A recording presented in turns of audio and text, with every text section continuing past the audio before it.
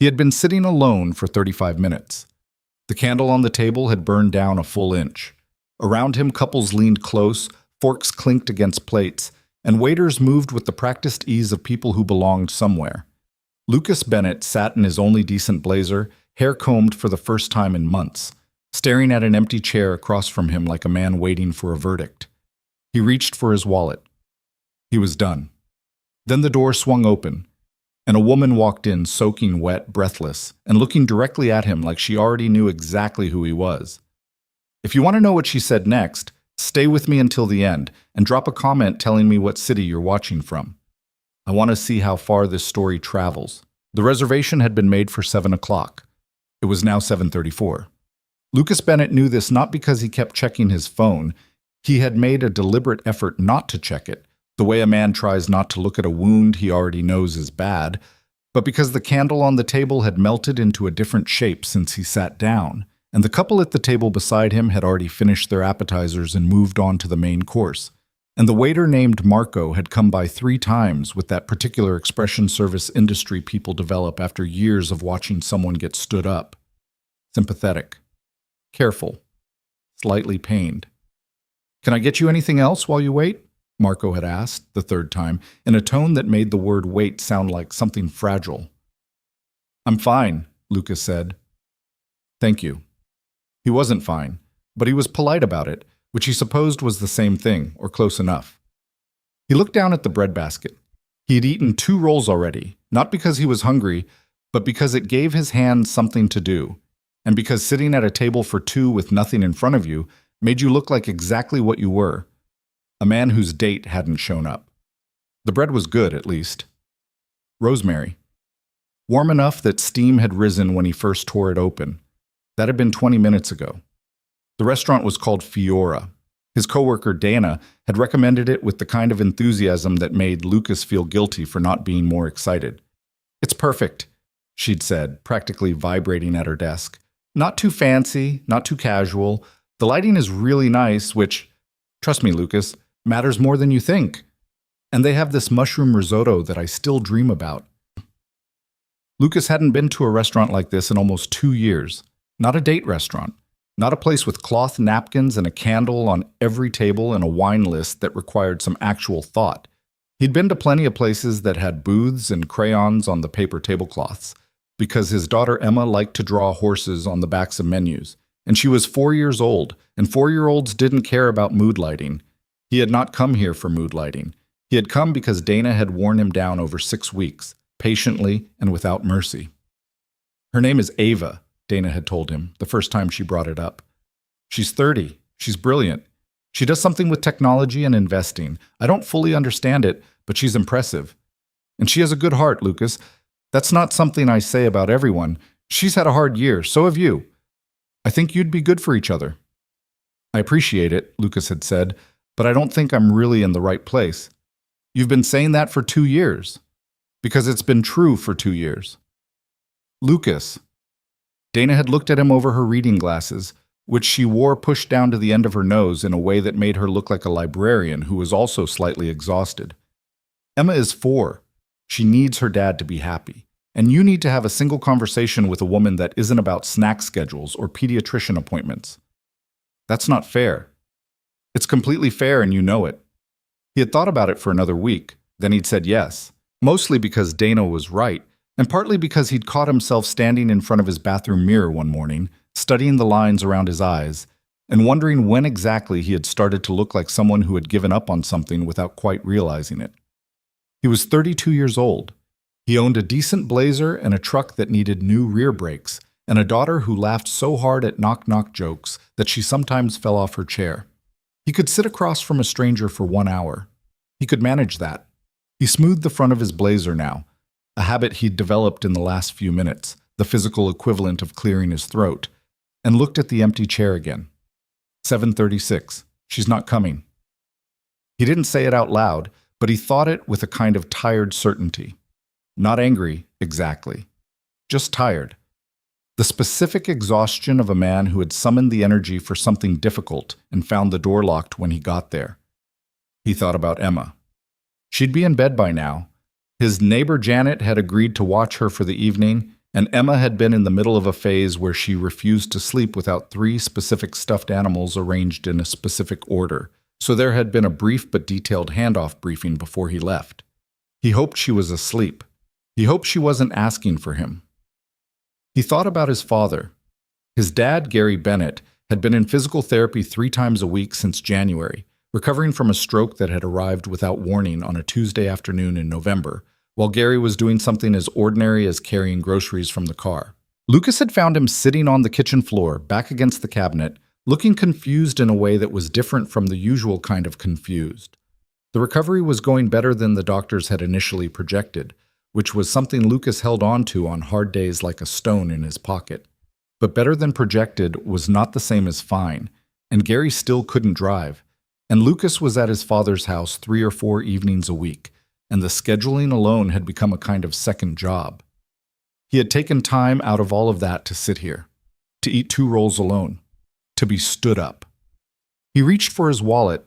It was a worn leather billfold, the kind that had been through so much use that the corners had gone soft, and he carried it in his front pocket because he'd read somewhere once that back pockets caused back problems, and he was the kind of person who filed that sort of information away and actually acted on it. He was pulling out his card when the door opened. He heard it before he saw it, the rush of cool, damp air that pushed through the warm room like something with a purpose, and a brief burst of street noise, rain on concrete, the distant sound of a car horn, and then the door swung shut again, and there was a woman standing at the entrance of Fiora, and she was soaking wet. Not damp, not a little rained on, soaked. Her dark hair was plastered flat against her face. Her coat, expensive, clearly, the kind of structured wool coat that costs more than Lucas made in a week, was several shades darker than it was supposed to be, water-heavy at the shoulders and sleeves. She was holding a small purse in one hand and a phone in the other, and she was looking across the restaurant with an expression that was not the expression he expected. He expected embarrassed, flustered, the practiced apology of someone who knew they were late and had a prepared excuse.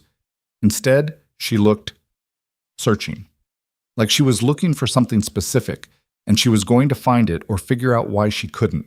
Her eyes found him, and she walked straight over. Lucas didn't stand up immediately because he wasn't entirely sure she was coming to his table. His brain offered a brief, absurd suggestion that she was perhaps a regular who always sat in this section, but by the time she was 3 tables away, there was no ambiguity. She stopped at the edge of the table. She was out of breath.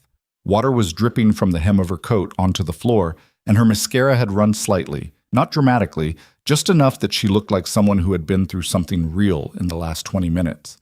She looked at him, and she said quietly, like it was simply something she had noticed, "You have kind eyes." Lucas opened his mouth, closed it. Then he said, "You're very wet." She blinked.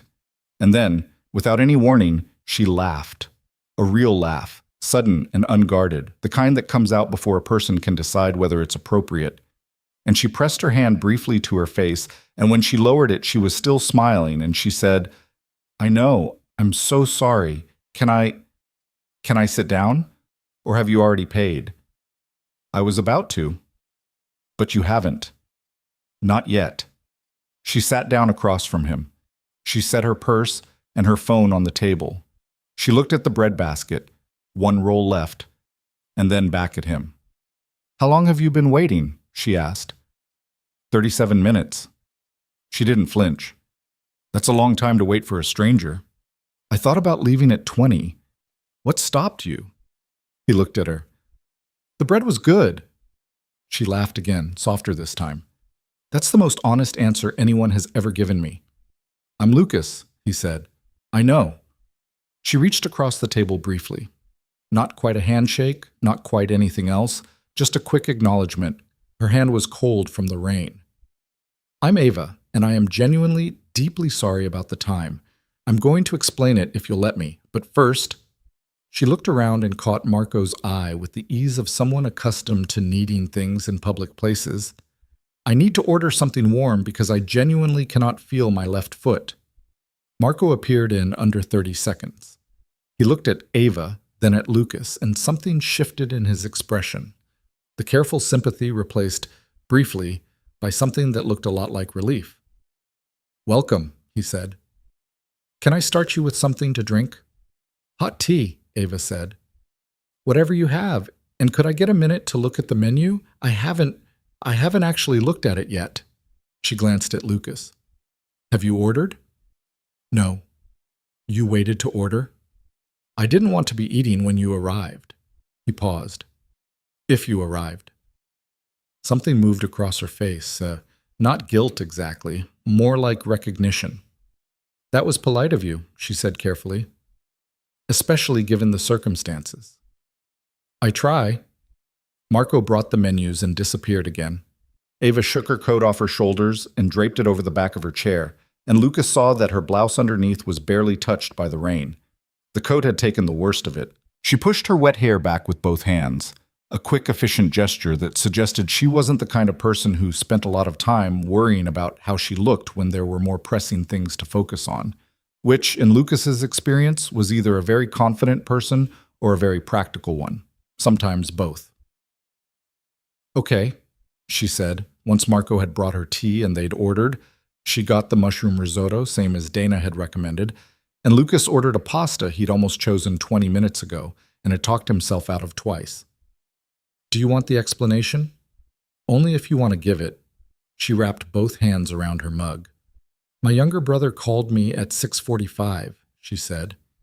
He's 24. His name is Connor. Our mother has been dealing with some health complications.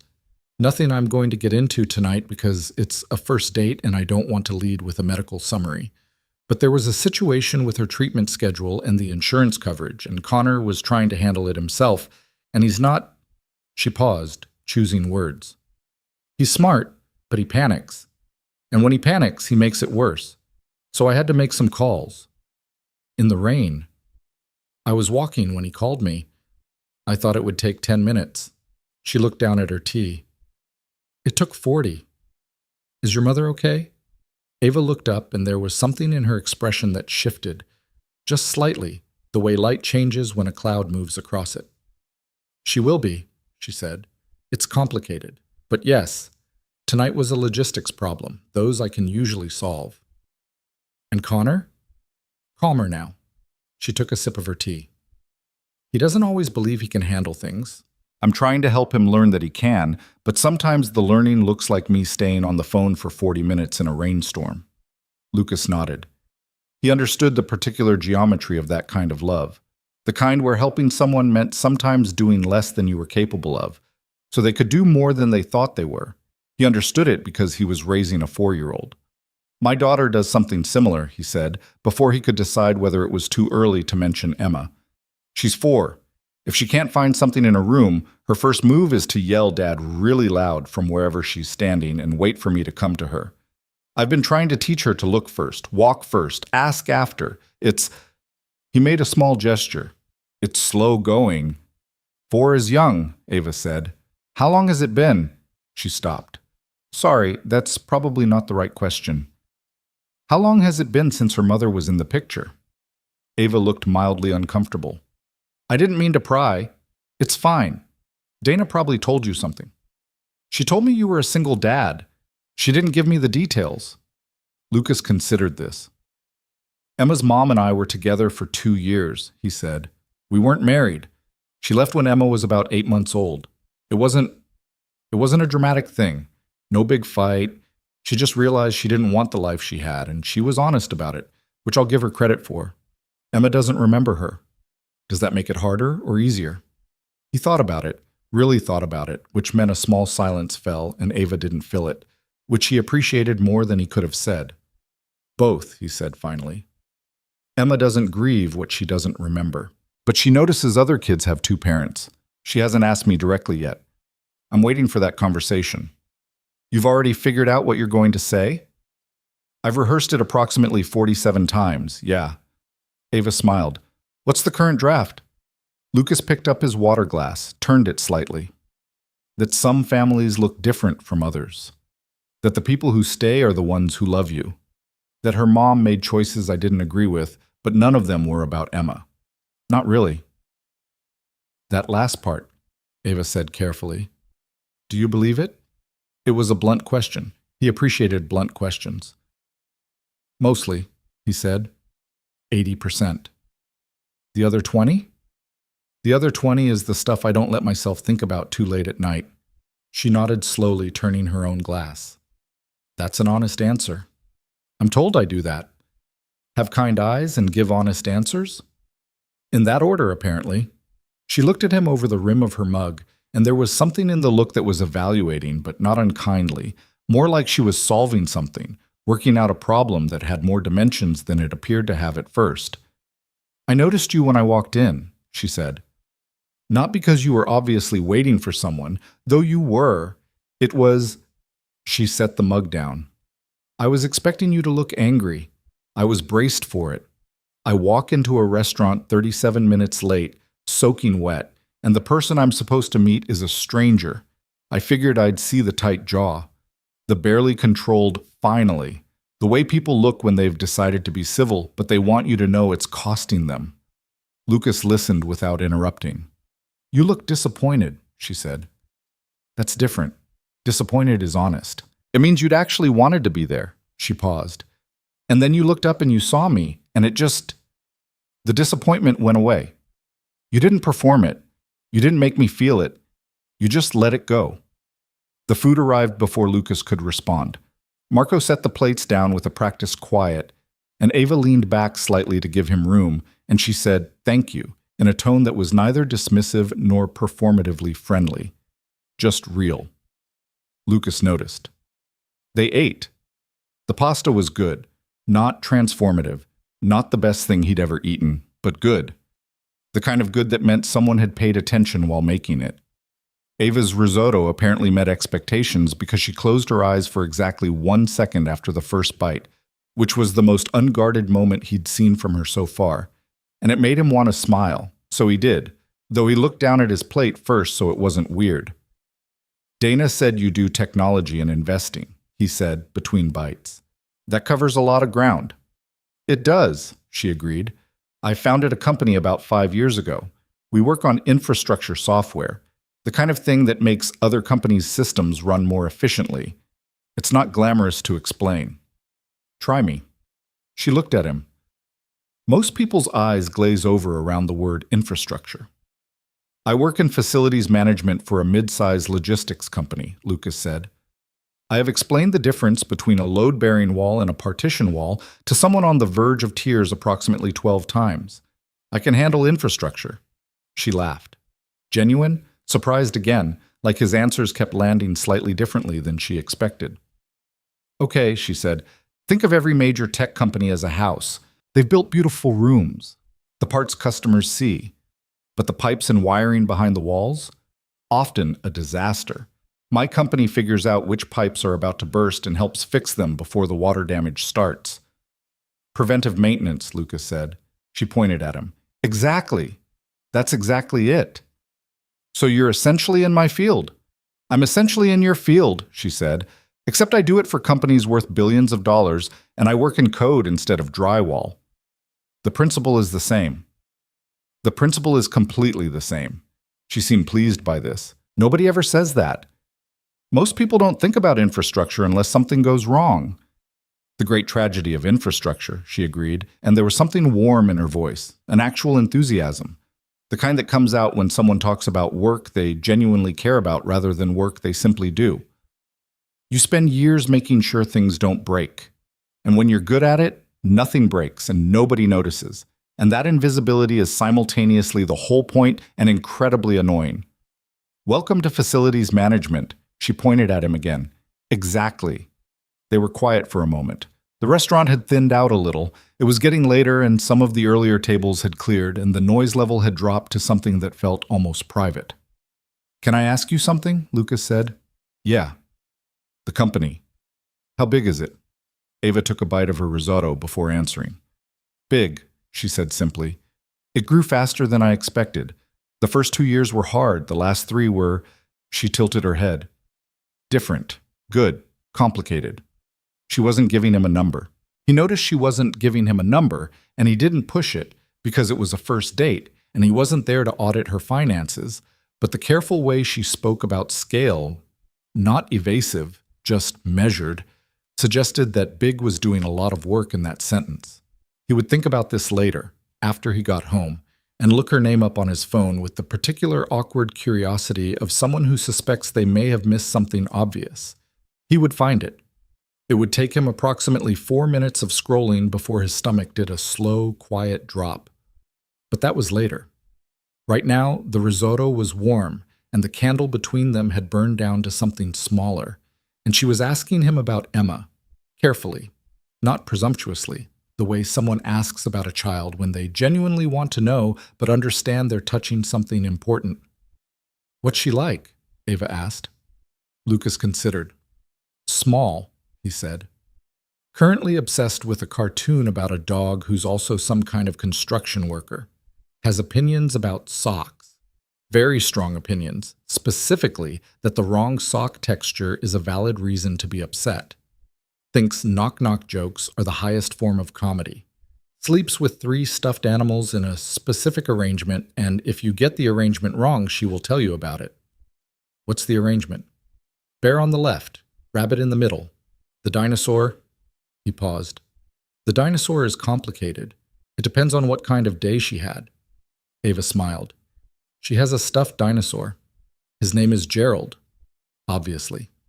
She named him after a character in a book. I don't fully understand the reasoning, but I've learned not to question Gerald." "Smart parenting." "It's mostly survival." She laughed, and it wasn't the polished laugh of someone performing delight. It was the kind of laugh that meant something had actually landed, that the image in her head was funny enough to require an involuntary response. And Lucas felt something he hadn't felt in a very long time. The specific ease of sitting across from someone and not having to translate himself. Not having to make himself smaller or more palatable or more impressive. Not having to bridge the gap between who he was and who the situation seemed to require him to be. He was just himself. It was a strange sensation, like remembering that you used to speak a language fluently and finding out you still can. "You're not what I expected," he said. He hadn't planned to say it. She looked up. "What did you expect?" "I don't know. Less—" He searched. "Less actual." She tilted her head. "Actual." "You showed up soaked because you were on the phone helping your brother. You ordered the same thing my coworker dreams about. You asked about my daughter's stuffed dinosaur. You're—" He stopped. "You're a real person." She looked at him for a moment. "Is that unusual?" He thought about the honest answer. "In my experience? Sometimes." He looked down at his plate. "I don't meet a lot of people where I can tell inside the first 10 minutes whether they're really there or not. And with me, you're really there. A beat." "You said in my experience," she said quietly. "Are we talking about the people you've dated or people in general?" "Both, I think." He moved his fork. "I work with a lot of people. I meet a lot of people. And most of them are fine, decent people, polite people. But there's a thing that happens sometimes where you can tell someone's managing the impression they're making more than they're actually having the conversation. You can feel the gap between them and what they're saying. And you find that exhausting," he said. "Yeah." She was quiet for a moment. "I get that," she said, and her voice had gone slightly flatter, which he was starting to understand meant she was being particularly honest.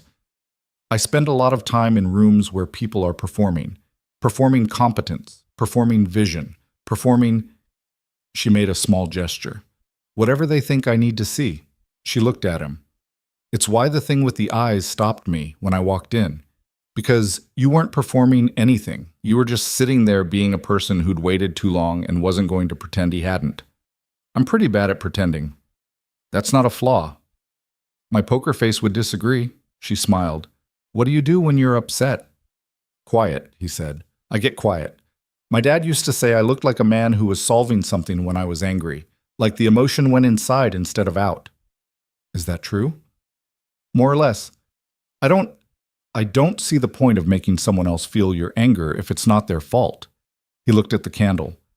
"If it is their fault, I'll tell them. But I try to do it when I've figured out what I actually want to say. Rather than just making noise about it. Yeah." She studied him. "Your daughter's lucky," she said, "to have someone like that." She didn't look away. I mean it.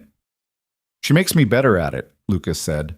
You can't be the kind of person who goes quiet and stews when there's a 4-year-old who needs you to explain why the sky is blue and also why her shoe came untied at the worst possible moment. You have to stay present. You have to... He thought about it.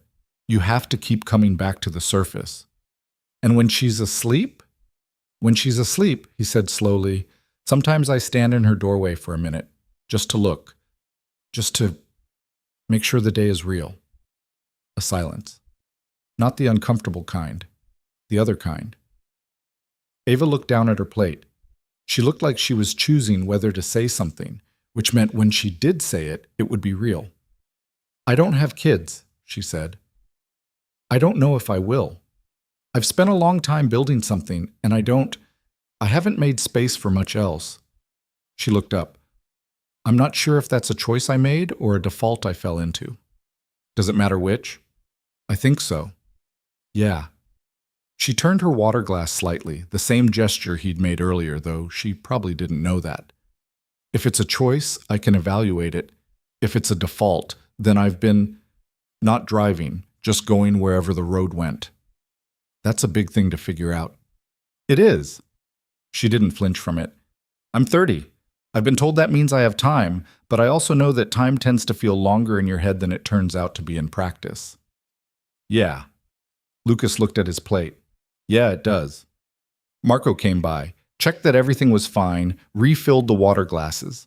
Outside the windows, Lucas could see the rain had softened to something lighter. Not quite mist, but close. The street outside shimmered with the reflected lights of the buildings across the way. They talked for another hour. They talked about his father's recovery and the particular indignity Gary Bennett felt about needing help with things that had always been automatic. They talked about Ava's mother, in careful general terms. She was 61, the treatment was difficult, the prognosis was what the prognosis was. They talked about the logistics company where Lucas worked, and the particular satisfaction he got from solving problems that nobody noticed unless they weren't solved. They talked about a book they'd both read, not because either of them had planned to bring it up, but because Ava mentioned something and Lucas recognized it, and they spent 20 minutes on a conversation neither of them had expected to have. They disagreed about the ending. Ava thought it was earned. Lucas thought it was convenient. Convenient endings exist, Ava said. Sometimes things work out. Sometimes, Lucas said, but not usually the way they do in... You're a pessimist. I'm a realist. That's what pessimists say. And optimists say what? She smiled. That the difference between a pessimist and an optimist is just which evidence they choose to focus on. And which do you choose? She looked at him. Outside, the rain fell soft on the glass. The candle between them was almost gone. Right now? She said. I'm still deciding. The restaurant closed at 10. They were the last table. Marco brought the check without being asked, which was the universal signal, and Lucas reached for it before he'd made any conscious decision to do so. Ava put her hand on the edge of it. Split it, she said. I've got it. Lucas, her voice was level. I'm not going to let you pay for a dinner you waited 37 minutes for. That's not how this works. I know you weren't, but I'm still paying my half. She looked at him steadily. I don't like feeling like I owe something I can't track. He understood that. He put his card back. They split it evenly. Outside, the rain had dropped to almost nothing. The street was quiet in the way city streets get quiet late at night. Not empty, just slower, the sounds more spread out. The air smelled like wet concrete and something green, leaves and earth. The particular smell of a city in spring after rain. Ava stood on the sidewalk, pulling her damp coat on. Lucas stood beside her, hands in his pockets. I'm glad I didn't leave, he said. She looked at him sideways. The bread really was good. It was, he said, but that's not why I stayed. She finished buttoning her coat, looked at him. Why did you stay? He thought about it. The honest answer, the real one, was that he didn't know.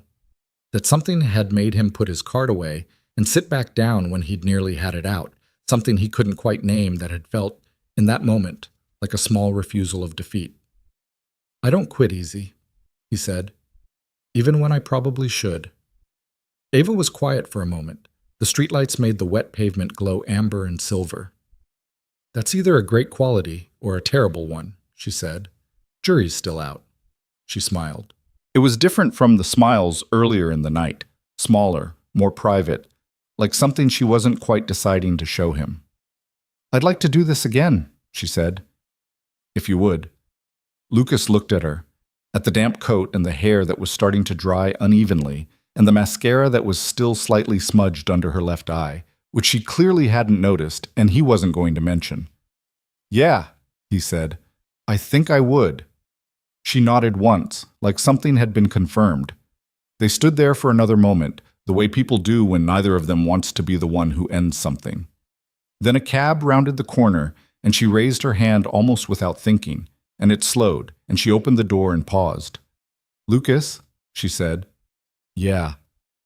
Get some sleep. He laughed, a short, real sound. You too. She got in. The cab moved away through the amber-lit street.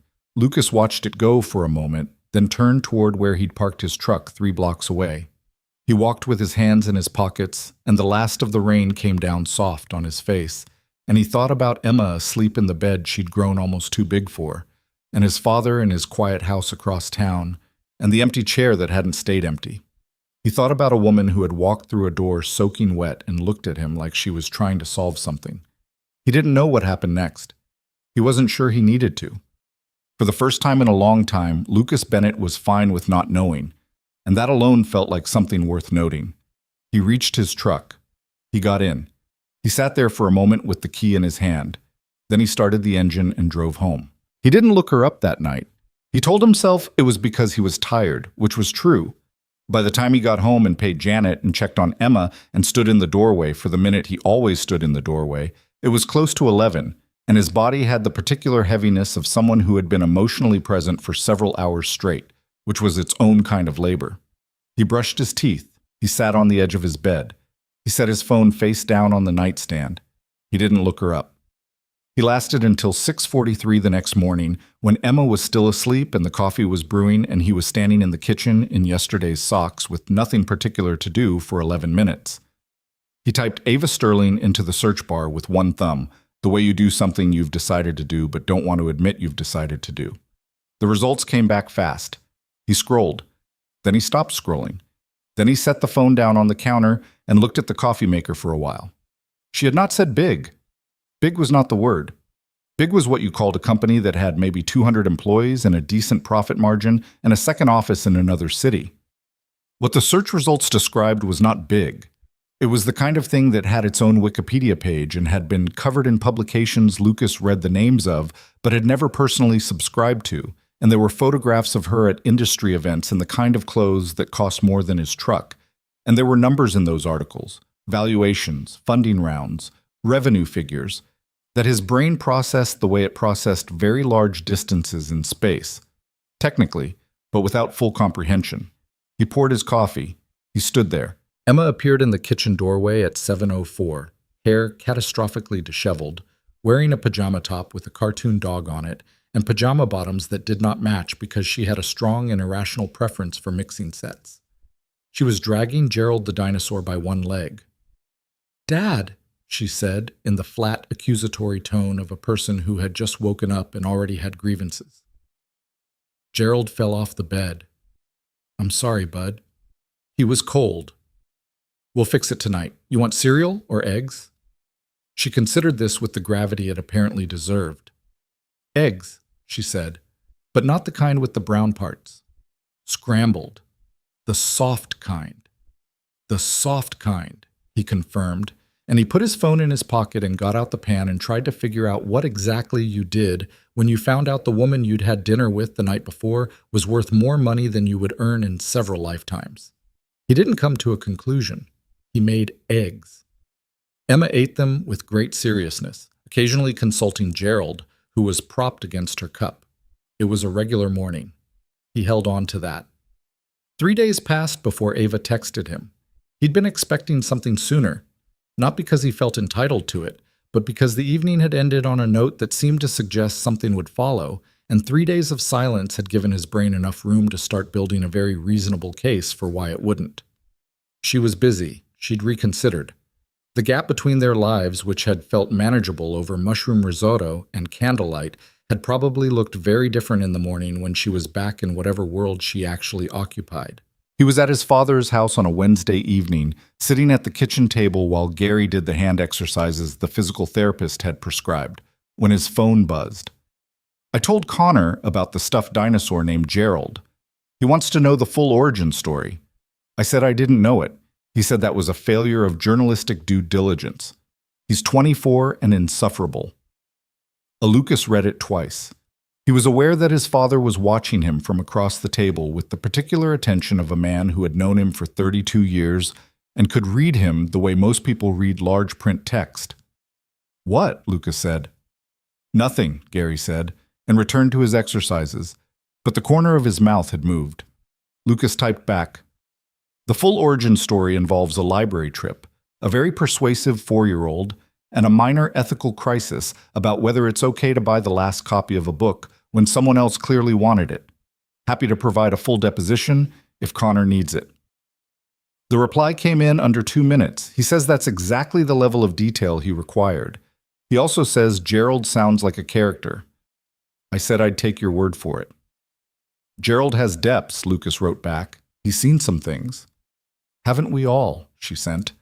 And then, after a pause of maybe 30 seconds, "How was your week?" And that was how it started. Not with a grand gesture or a plan, but with texts that arrived at odd hours. Her schedule was genuinely strange, he came to understand, built around calls with people in other time zones and board meetings, and crises that seemed to materialize without warning. And his were built around Emma's school pickup and his dad's PT appointments and the slow, bureaucratic grind of his actual job, which involved a lot of spreadsheets and a lot of contractors who didn't show up when they said they would. They texted the way people text when they're not trying to impress each other yet. In fragments, with typos neither of them bothered correcting, references to things the other person hadn't been there for.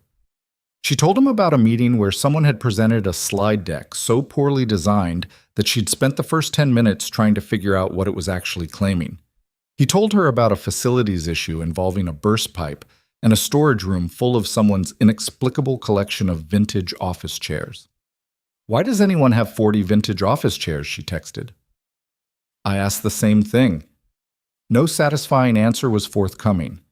"This is what separates infrastructure from tech," she wrote back. "In tech, the inexplicable things are at least digital. They don't take up physical space. In my world, they absolutely take up physical space," he replied. "And they smell like mildew." She sent a laughing emoji, which felt, from her, like a genuine laugh.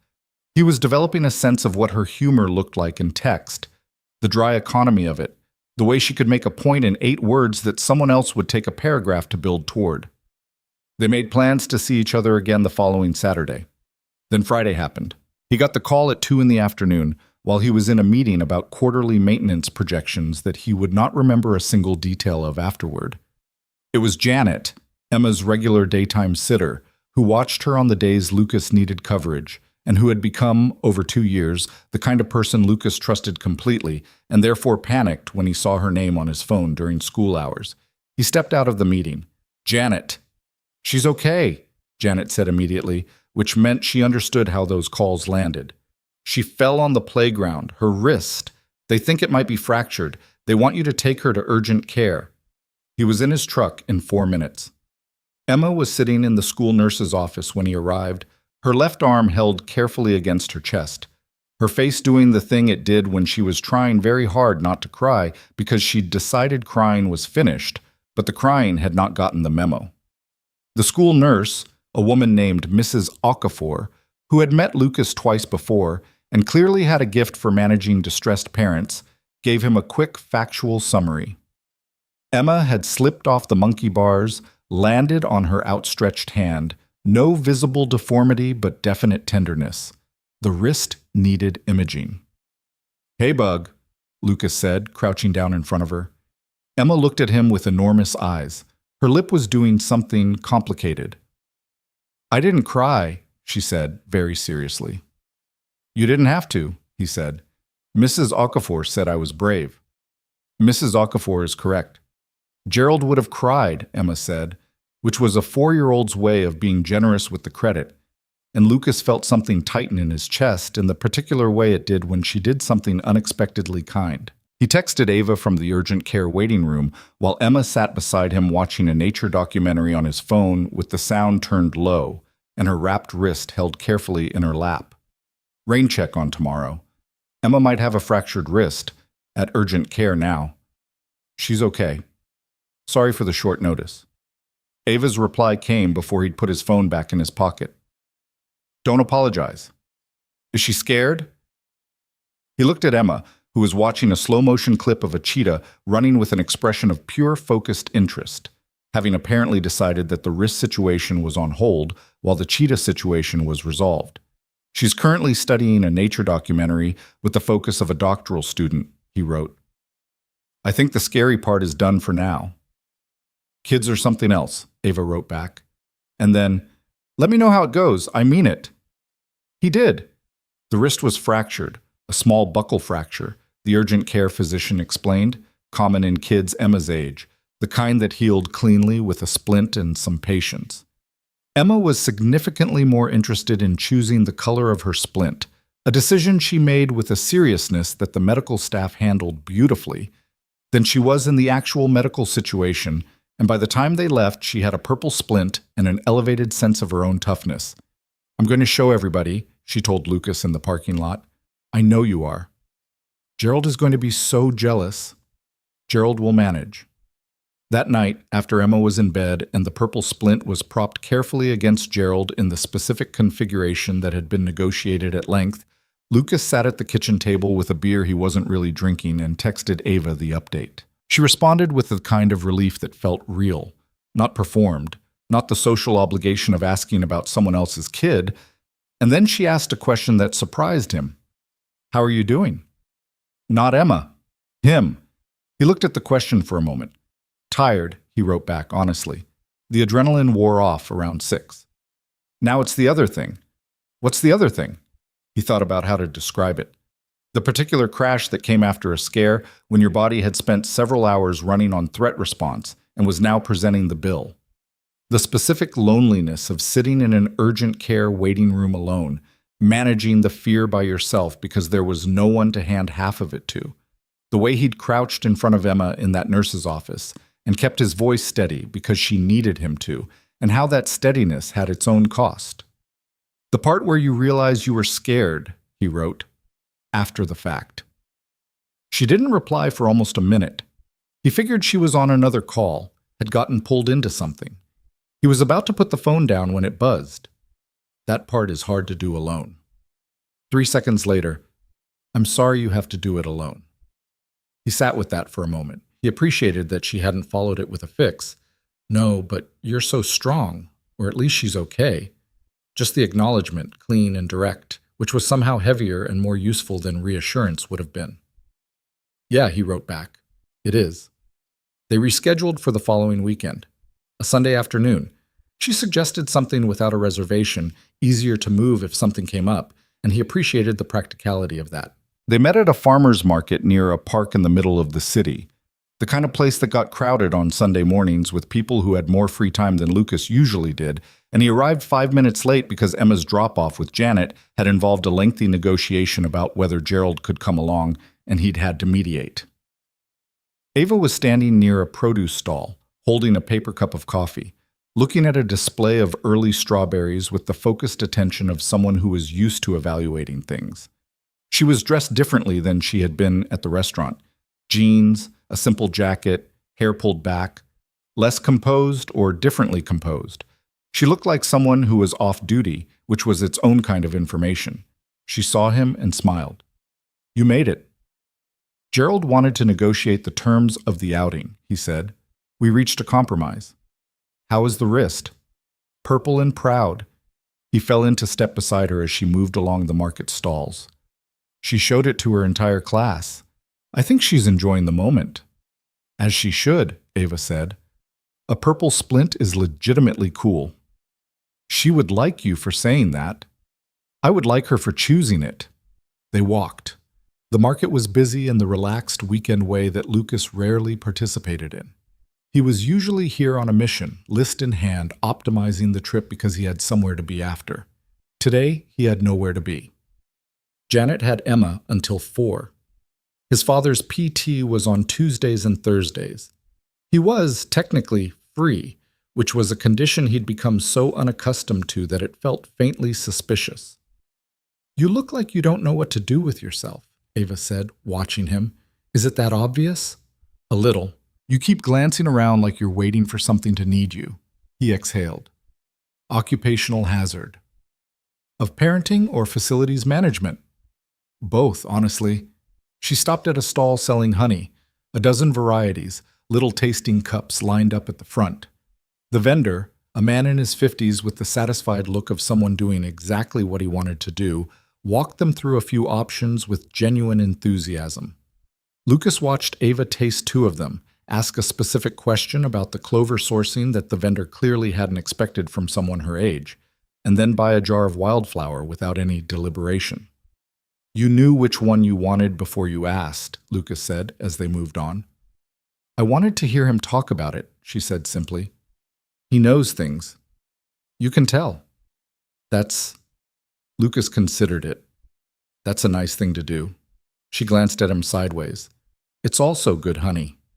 They found a bench near the edge of the park, where the market noise thinned out into something more distant. Sat down with their coffees.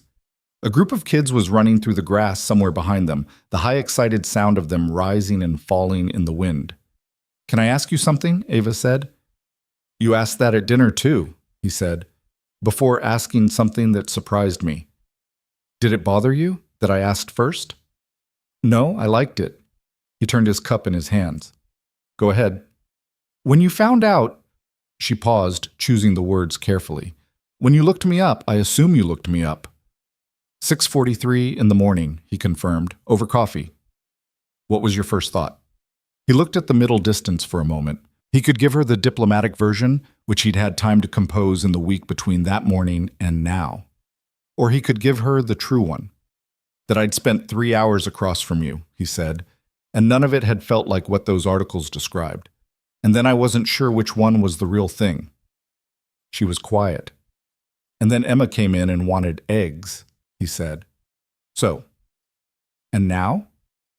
"Now I think it's probably both. The person in those articles and the person who ordered the same risotto Donna recommended." He looked at her. "People are usually both things." She turned her coffee cup in her hands, the same gesture he made, though she still didn't know they both did it. "Most people, when they find out," she stopped, "they either go the other direction or they come in too close. Like the information changes the geometry of things." "Did you want me to pretend I didn't find out?" "No, I just..." She looked at the park. "I'm telling you because I want you to know I noticed that you didn't mention it, and that means something." "I didn't mention it because it didn't change anything I was already thinking." She looked at him. "I was already going to text you back," he said. "I'd already decided I wanted to see you again, and then I found out, and the only thing it changed was that I felt slightly bad about the truck." "The truck?" "It needs new rear brakes." She stared at him for a second, and then she laughed. That same unguarded laugh from the restaurant, the one that came out before she could manage it. "Lucas." "What?" "That's not..." "You don't need to feel bad about the truck." "I know. I'm just saying what I thought." "You're impossible," she said, but she was still smiling, and she said it the way you say something is impossible when you actually find it somewhat wonderful. They sat there for a while. The market noise drifted over them, and the kids in the park made their particular joyful racket, and the spring light came through the trees at an angle that made everything look briefly like something worth remembering. He told her about his dad. More than he had at dinner, Teets. The real version, not the summary version. The November afternoon, the phone call, the drive to Gary's house going faster than it should have. The particular helplessness of sitting in a hospital waiting room while someone you love is being assessed by people who know what's happening and aren't telling you yet. The recovery, slow and uneven, Gary's frustration on the bad days, and his stubborn humor on the good ones. "He's not a man who asks for help easily," Lucas said. "He's 70 years old, and he grew up believing that needing something was more or less the same as failing at something. So having me over there 4 times a week is... He moved his hand. It's hard for him. He manages it, but it costs him. Does he ever say thank you? Ava asked. Lucas thought about it. He makes me coffee, he said. Every time. Even on the days when it's hard for him to do it. He insists on making the coffee. I think that's his version of it. Ava was quiet for a moment. That's a good man, she said. He is. Lucas looked at his hands. He was there for everything. My whole childhood, everything that mattered. He wasn't perfect. He worked too much when I was younger, and he's terrible at talking about anything emotional. Like talking about his feelings is a language he was never taught. But he showed up. He always showed up. Is that where you got it? Lucas looked at her. Got what? The showing up. He hadn't thought of it that way. He sat with it for a moment, the way you sit with a thing you've never quite articulated before and find it fits better than you expected. Maybe, he said. Yeah, maybe. The coffee was gone. Neither of them moved. Tell me something you're bad at, she said. He blinked. Right now? Right now, something you're genuinely bad at. Not bad at that is secretly charming, actually bad. He thought about it. Letting things be wrong without fixing them, he said. If something's broken or off or going in a bad direction, I can't just watch it. I have to do something, even when doing something isn't what's needed. Sometimes people just need you to sit with them in the broken thing, and I'm not good at that. I want to solve. She nodded slowly. I do the same thing, she said. Different shape, same problem. I fix things with resources. I throw solutions at things. Connor calls it my money hammer. Your money hammer. His phrase. He says I use money like a hammer. Every problem starts to look like a nail. She looked at the park. He's not wrong. It's faster than the other options, but faster isn't always... She shook her head. I've had to learn that the hard way. More than once? More than once, she said. Yeah. He looked at her. The sun had shifted and the light came differently now, and there was something about the way she said that. Not ashamed, not performing vulnerability, just saying the true thing plainly, that made him want to ask the next question, the one underneath the one he'd asked. What are you actually scared of? He said. She didn't answer immediately. He waited because he'd learned that she answered differently when she was given time. That I've built something real, she said finally, and I've done it at the cost of other real things. And I won't find out the full price until it's too late to go back and negotiate. Like what kind of real things? She turned toward him slightly on the bench. Knowing people. Being known. She looked at her hands. I have a lot of people around me. At work, in my industry, people who know what I've built. Very few people who know what I ordered the second time in a restaurant when nobody was watching. What do you order? She looked at him. When nobody's watching, he said, what do you actually eat? A pause, then, soup, she said, slightly grudgingly. Usually soup and bread if there's bread. Not the risotto? The risotto was for the date. She said it without embarrassment. Soup and bread is for a Tuesday. He laughed, not at her, but with the relief of it, the smallness of it, the realness of it. That's the most human thing you've said to me. Don't make it weird. I'm not making it weird. I'm saying that's good. He looked at her. That's the thing people don't tell you when they're trying to impress you. No, she said. They don't. They sat there a while longer than they'd planned. The farmers' market crowd began to thin in the early afternoon lull, and the kids in the park migrated toward the swings on the far end, and the light went the long golden way it does when you've been somewhere longer than you intended to be, and the day has quietly moved around you. When they finally stood to leave, there was a brief moment, not awkward exactly, more like the moment in a conversation when you realize you've said something true and you're both waiting to see what happens to the room. Same time next week? He said. I might have to go to San Francisco Thursday through Saturday, she said. Board thing, but I'll be back Sunday. Sunday works. Okay. She adjusted the strap of her bag. I'll text you. Okay. She started to leave, then stopped and turned back. Lucas? Yeah. For the record. She held up the honey jar slightly. The wildflower was the right call. I thought you knew before you asked. I did, she said. I just wanted to be sure. He watched her go. He stood there for a minute, hands in his pockets, the way he'd stood on the street outside Fiora in the rain, watching her cab pull away. Something was happening. He wasn't sure what to do with it yet, which was fine. He'd learned slowly and against his nature that not everything required an immediate response. Some things asked only to be acknowledged and left alone to grow at their own pace. And if you were patient enough, if you resisted the impulse to fix what didn't need fixing, they sometimes became something you couldn't have planned. He walked back to his truck. He got in and sat there. He thought about Emma, who would be home in 2 hours and would need dinner, and would want to tell him approximately 47 things that had happened since morning. He thought about his dad, who would make him coffee on Thursday and pretend it was nothing. He thought about a woman who ate soup on Tuesdays and kept her brother on the phone for 40 minutes in the rain and had asked him quietly, on a bench in the April sun, what he was actually scared of, and then had told him the truth about herself without waiting to be asked. He sat there a moment longer. Then he started the engine and drove home to his daughter. The Sundays became a thing, not a formal thing. They never sat down and decided, never had the conversation that began with, "So what are we doing here?" because neither of them seemed to want to apply that kind of pressure to something that was working precisely because it had no pressure on it. It just happened the way some things happen when two people keep choosing each other without making a production of the choice. One Sunday became the next Sunday, and then the one after that. And somewhere around the 5th or 6th week, Lucas stopped thinking of them as dates in the deliberate sense and started thinking of them as just the thing that happened on Sundays, the anchor at the end of the week. They went to the farmer's market twice more.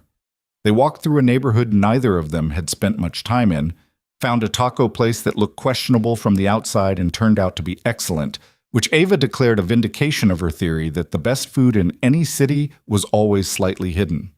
They sat in a park on a Tuesday evening when her meeting ran long, and she ended up near his side of the city and texted to ask if he had an hour. And he did, because Gary's PT had been canceled and Emma was with Janet, and they sat on the grass and ate sandwiches he'd picked up from a deli on the way, and talked about nothing in particular for 90 minutes. The nothing in particular was its own kind of particular, he was finding.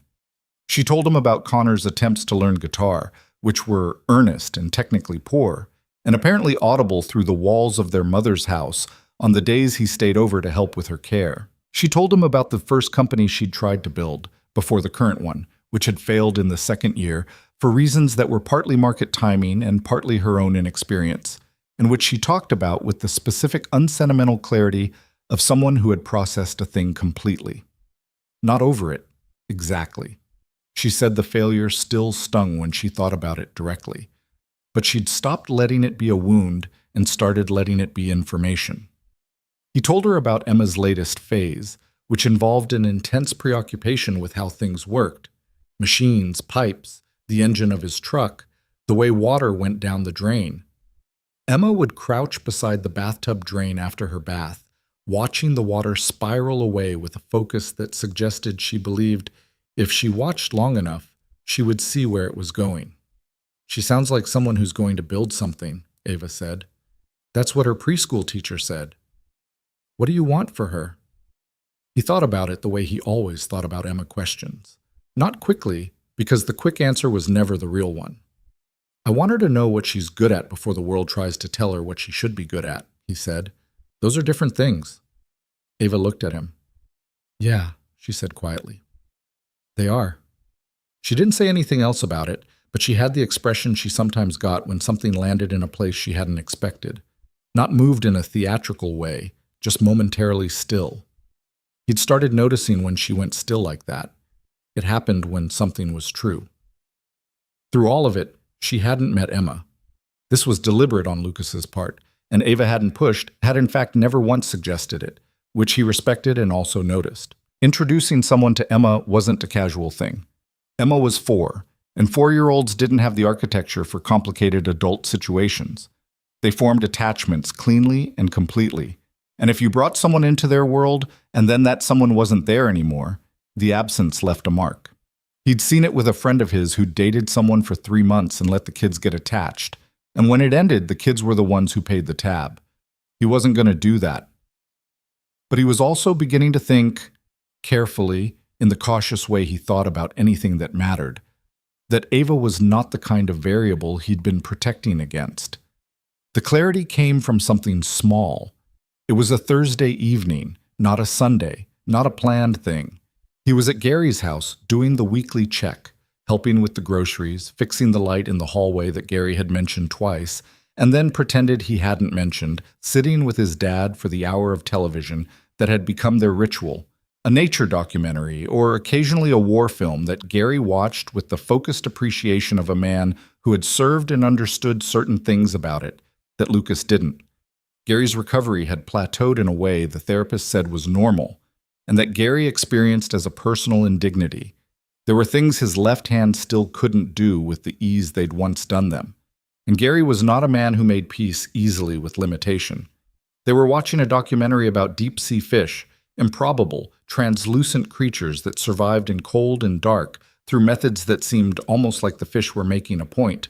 When Gary said, without looking away from the screen, "How's the woman you're seeing?"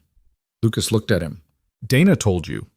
"Dana tells me many things," Gary said, with the equanimity of a man who had accepted long ago that information moved freely through certain channels, and there was no point resisting it. "She says she's smart." "She is." "Donna says she's also—" Gary moved his hand in the way he had of gesturing at things he didn't want to name directly. "Successful." "Yeah." "How successful?" Lucas considered the most accurate word. "Very."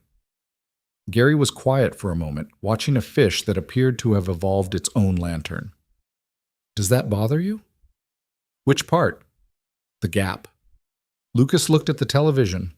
He'd thought about this, that not obsessively, but the way you think about something that exists at the edge of things, that you're aware of without looking at directly. The gap was real. There was no version of their lives where it wasn't real. He drove a truck that needed rear brakes. He owned one blazer and wore it to Italian restaurants and job interviews and the occasional school event where he wasn't sure of the dress code. He lived in a 2-bedroom apartment where Emma's room was bright yellow because that had been her specific and loudly expressed requirement, and the kitchen faucet had a slight rattle that he'd been meaning to fix for 6 months, and he grocery shopped with a list and a budget and stayed close to both. Ava had not complained about any of this or made him feel its weight. She'd been to his apartment once. They'd ended a Sunday with takeout because Emma was with Janet overnight, and he'd said, "Come over if you want," in a tone that tried to be casual, and probably wasn't. And she'd sat at his kitchen table and eaten pad thai from a container and asked about the photograph on his refrigerator, which was Emma at 2 years old at the beach, covered in sand, deliriously happy. Ava had looked at that photo for a long moment and said, "She looks like she was completely in it." He'd said, "She always is." And then they talked about something else. She hadn't looked at the apartment the way someone looks at something that disappoints them. She'd looked at it the way she looked at things, trying to understand them. "It would bother some people," Lucas said, finally answering his father. "The gap." "But not you." "It's not that it doesn't exist, it's that she doesn't use it." He turned his water glass on the coaster. "Some people, when they have more than you, there's a way they hold it, even if they're not doing it on purpose. You can feel it." He looked at the television. "She doesn't do that." Gary was quiet for a moment. On the screen, the deep-sea fish moved through the dark with an eerie elegance. "What does she do?" "She pays attention," Lucas said. "She remembers what you tell her. She asks the question after the obvious question." He paused. "She treats people like they're worth paying attention to. Not just me." Gary nodded slowly. It was the nod of a man who had asked a question and gotten the answer he was actually asking for. "Bring her to dinner sometime," Gary said. "I'll cook. You can't cook with the left hand yet." "I'll supervise and you'll cook. We'll call it collaborative." Lucas smiled. "I'll ask her." He texted Ava from the driveway before he got in the truck, which was not something he'd planned to do when he walked out of Gary's house. It just seemed like the right moment, while the feeling was still present, before he had time to talk himself into being more careful about it. "My dad wants to cook you dinner." He can't fully cook yet, so I'll be doing it, and he'll tell me I'm doing everything wrong. Fair warning. The reply came while he was on the highway. I'd love that. Tell your dad I'm not picky. Tell him I eat soup. He smiled at the road. He's going to ask you approximately 40 questions, Lucas wrote back at the next light. He'll pretend they're casual. They won't be. I've been in board meetings, she replied. I'll survive Gary. Board meetings don't have Gary, he sent back. That's an apples to submarines comparison. He got a single laughing emoji, which from her was a genuine laugh, and he put the phone in his pocket and drove home through the dark, feeling something that was not quite contentment, but was moving in that direction. The dinner at Gary's was set for the following Saturday. Then, the following Wednesday, the thing with Connor happened. Lucas was at his desk, mid-morning, working through a maintenance timeline that involved coordinating 4 different contractors who had the scheduling flexibility of 4 different natural disasters. When Ava called, not texted, called, which was less common, which meant it was something that needed a voice. Hey, he said, stepping into the hallway. What's up? I need to tell you something. Her voice was careful, the way it got when she was managing something with more variables than she was comfortable with. Saturday might need to be pushed, maybe a few weeks. He waited. Connor went to the ER last night, she said. He's okay. He's okay, physically. He had a panic attack severe enough that he thought it was cardiac, and he drove himself to the hospital at midnight, which I'm still angry about the driving himself part, and they ruled out anything physical and sent him home with a referral. She exhaled. He called me from the parking lot afterward. Is he home? He's at Mom's. I drove out there this morning. How far is that? About 2 hours. A pause. I'm still here, actually. I'm sitting in my mother's kitchen. Lucas leaned against the hallway wall. He thought about what to say, and specifically thought about what not to say, which included anything that sounded like that's okay or no worries, because it wasn't about him being okay with it. It was about Connor being 24 and scared and driving himself to an emergency room in the middle of the night and calling his sister from the parking lot. Is your mom okay? He asked, having you both there? A brief pause. That's not... Most people ask about the schedule first. The schedule's fine. We can do Gary's dinner whenever. Another pause. He heard something shift on her end. Not her voice, more like the air around it. Mom is actually... She's good today, Ava said. Physically. She had a decent week. She likes having people in the house. He could hear Ava moving, the sound of a chair, maybe going outside. It's Connor I'm worried about, not just last night. He's been stretched. He moved back here to help, and he quit the job he had, and he's doing all of it without really telling anyone how it's costing him. Like someone else I know, Lucas said, carefully. It's different. How? Silence. A longer one. I chose this, she said. Connor didn't choose it. Mom's illness chose him. He just adapted and kept adapting. And last night was what it looks like when you've adapted past the point where you can hold the shape. Lucas thought about his own version of that, the specific exhaustion he'd felt in the urgent care parking lot, the weight of managing a child's fear alone. He thought about Gary on the kitchen floor with the groceries, and how Lucas had stood in the doorway for a moment before he went in because he needed a second to compose his face. What does he need? Lucas asked. A therapist, ideally, she said. Which he's agreed to. Probably something to look forward to. I don't know. He needs to feel like someone sees what he's been carrying. She paused. I think I've been solving the logistics around him instead of... She stopped. Instead of asking how he's doing, Lucas said, Yeah. You're doing it now, though. I'm doing it now because he scared me, she said flatly. That's not the same as doing it right. He appreciated that she said that. Didn't let herself off the hook with the fact that she was there, doing the thing. Held herself to the higher standard, even when she was the one who'd driven 2 hours on a Wednesday morning. It's a start, he said. Give yourself that much. You're very patient with people, she said, and her voice had gone slightly quieter. I have a 4-year-old, he said. It's trained behavior. She laughed, a soft, tired version of her usual laugh. I owe you a rain check. 2 now, if we're counting. We're not counting. I am. Ava. He said it with more weight than he'd planned. Stop counting. I'm not keeping score. A long pause. I know, she said finally. That's the thing, actually. She seemed to stop herself. I'll call you tonight when I'm back. Okay. Lucas. Yeah. Thank you. She said it with no decoration, no social gloss, just the two words. Drive safe, he said. 2 hours. Pay attention. I always pay attention. I know. Do it anyway. He heard her exhale, something between a sigh and a laugh. And then the call ended, and he stood in the hallway for a moment before going back to his contractors and his timeline and the rest of the ordinary machinery of his day. She called that night, as promised. It was late. Emma was in bed, Gerald in his diplomatic position, and Lucas was sitting at the kitchen table with the lamp on, which was where he usually ended up on the evenings he couldn't quite wind down. They talked for an hour. She was home, and she sounded tired in the specific way that meant she'd been present with people all day, which was its own kind of expenditure. Connor had agreed to see someone. Their mother had made soup. Even on the hard days, apparently, Margaret Sterling made soup for whoever was in her kitchen, which Ava said was the most her thing of all her things.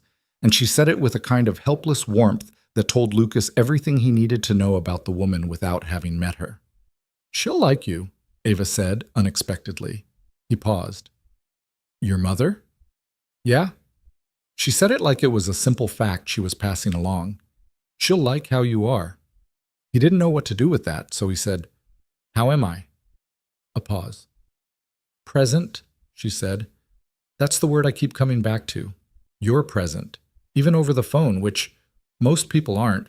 Most people are half somewhere else. You're not, he said. I try not to be. A beat. I'm better at it than I used to be. What changed? She was quiet for a moment. I realized that the things I kept being half somewhere else for, the next deal, the next quarter, the next version, they don't actually need you to be fully there. They need you to be good at them, which I am. But the things that need you to be fully there, she paused. Those are rarer, and I kept missing them. He listened. I missed my mom's birthday last year, she said. Not because I forgot. I was in London. I sent flowers and we video called, and it was fine. She said it was fine. Connor said she said it was fine. And then she got sick 4 months later, and I kept thinking about that birthday. She exhaled, which is irrational. Missing a birthday doesn't cause... No, he said, but it tells you something. Yeah. Her voice was quiet. It told me something. He let the silence sit for a moment, the way she'd let his silences sit. Outside his window, the city made its late-night sounds, distant, soft, the sound of things running without anyone directing them. Come to Gary's dinner, he said. Whenever you're ready, whenever it fits. I want to. I know, just... He searched for the right phrasing. Don't make it a thing you're repaying. Come because you want to be there. Another pause, longer than most. How do you do that? She said. Do what? Know exactly the thing that needs to be said. I'm wrong about it sometimes, he said honestly. Not tonight. Tonight I got lucky. He leaned back in his chair. I know you, that's all. I've been paying attention, she said very quietly. Yeah, I know. The dinner at Gary's finally happened 3 weeks later, on a Saturday afternoon in late May when the weather had gone properly warm and Gary had opened the windows in a way that suggested he was deeply pleased by the general state of the world, which was Gary's version of festive. Lucas had arrived early to start the chicken, because Gary's idea of supervisory involvement began the moment Lucas opened the refrigerator and did not stop until the food was on the table. The garlic goes in later, Gary said from his chair at the kitchen table, which he'd positioned with a clear sightline to the stove. You always put the garlic in too early. I don't always put the garlic in too early. Every time it gets bitter. Dad, I cook every night. For a 4-year-old, Gary said. 4-year-olds don't critique garlic timing. Emma has opinions about garlic. She's 4. She's an advanced 4. Gary made a face that communicated skepticism about this claim without requiring words, and Lucas put the garlic in when he thought it should go in, which was slightly earlier than Gary wanted, and neither of them said anything else about it. Ava arrived at 6. Lucas heard the car in the driveway and went to the front door, and she came up the walk carrying the wildflower honey from the farmer's market, a new jar, not the one she'd bought the day they'd sat on the bench, and a bottle of wine she'd clearly thought about. She was wearing something simple, had clearly not overdressed, which he appreciated because Gary's house was not the kind of house you overdressed for, and she had understood that without being told. "How's the garlic?" she said quietly before they went inside. He stopped. "How do you texted me a mild complaint about garlic timing at 5:42, she said. I read between the lines. He laughed briefly. Prepared. Always. She looked at him. A quick, real look, checking in. You okay? Yeah. He's going to ask you things. I know. Just fair warning, he sometimes asks things that are more pointed than they sound. Lucas. She held up the honey. I've got the wildflower. I'm ready. He was not sure his father stood a chance. Gary did not stand a chance. It took approximately 11 minutes. Lucas was at the stove, and Ava had sat at the kitchen table across from Gary with the ease of someone who'd been in difficult rooms before and knew that the difficulty usually had less to do with the room than with how you carried yourself in it. Gary had asked about her work, the surface question, the test, and she'd answered it directly without being impressive about it, which was its own kind of skill. She explained what her company did in terms that were clear without being condescending. And Gary, who had spent 40 years in mechanical engineering and understood systems and their failures with a professional intimacy, had asked a follow-up question that was actually about the work, not about her, which meant he was interested. From there it had moved, in Gary's particular non-linear way, to her family. He'd asked about Connor first, not about Ava's mother, which was the more obvious question, and she'd talked about Connor with the particular mix of exasperation and love that Lucas recognized, because it was the same mix he used when talking about Gary to other people. He's smart, Ava said. Smarter than he believes he is. That's the problem.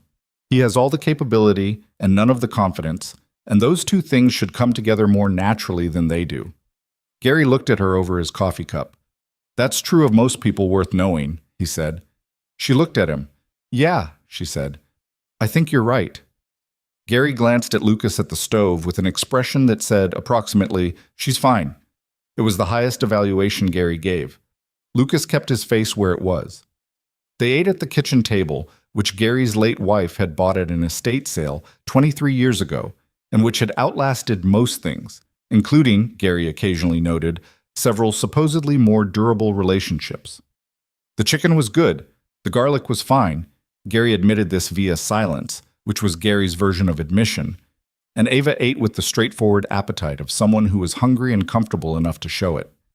At one point, Gary asked, quite directly, what she was doing with Lucas. Not in a hostile way. In the way of a man who had run out of patience for implication and preferred the direct route. He'd waited until they were on dessert. Lucas had made an apple thing that was technically a crisp, and Gary called a crumble, and Emma, who was not present because this was an adult dinner, would have called the crunchy apple thing. And then he'd looked at Ava and said, So what is this for you? What are you doing here? Lucas put his fork down. Ava didn't look thrown. She looked like she'd expected the question, or something like it, and had thought about the answer. I don't know yet, she said. Which is honest. I usually know. I usually have a plan. She looked at Gary steadily. Lucas is someone I don't have a plan for, and I've decided that's not something to fix. Gary looked at her for a moment. You're not going to hurt my son, he said. Not quite a question. I'm not planning to, she said. I'm also not going to promise something I can't see all the way to the end of. That wouldn't be respect. That would be telling you what you want to hear.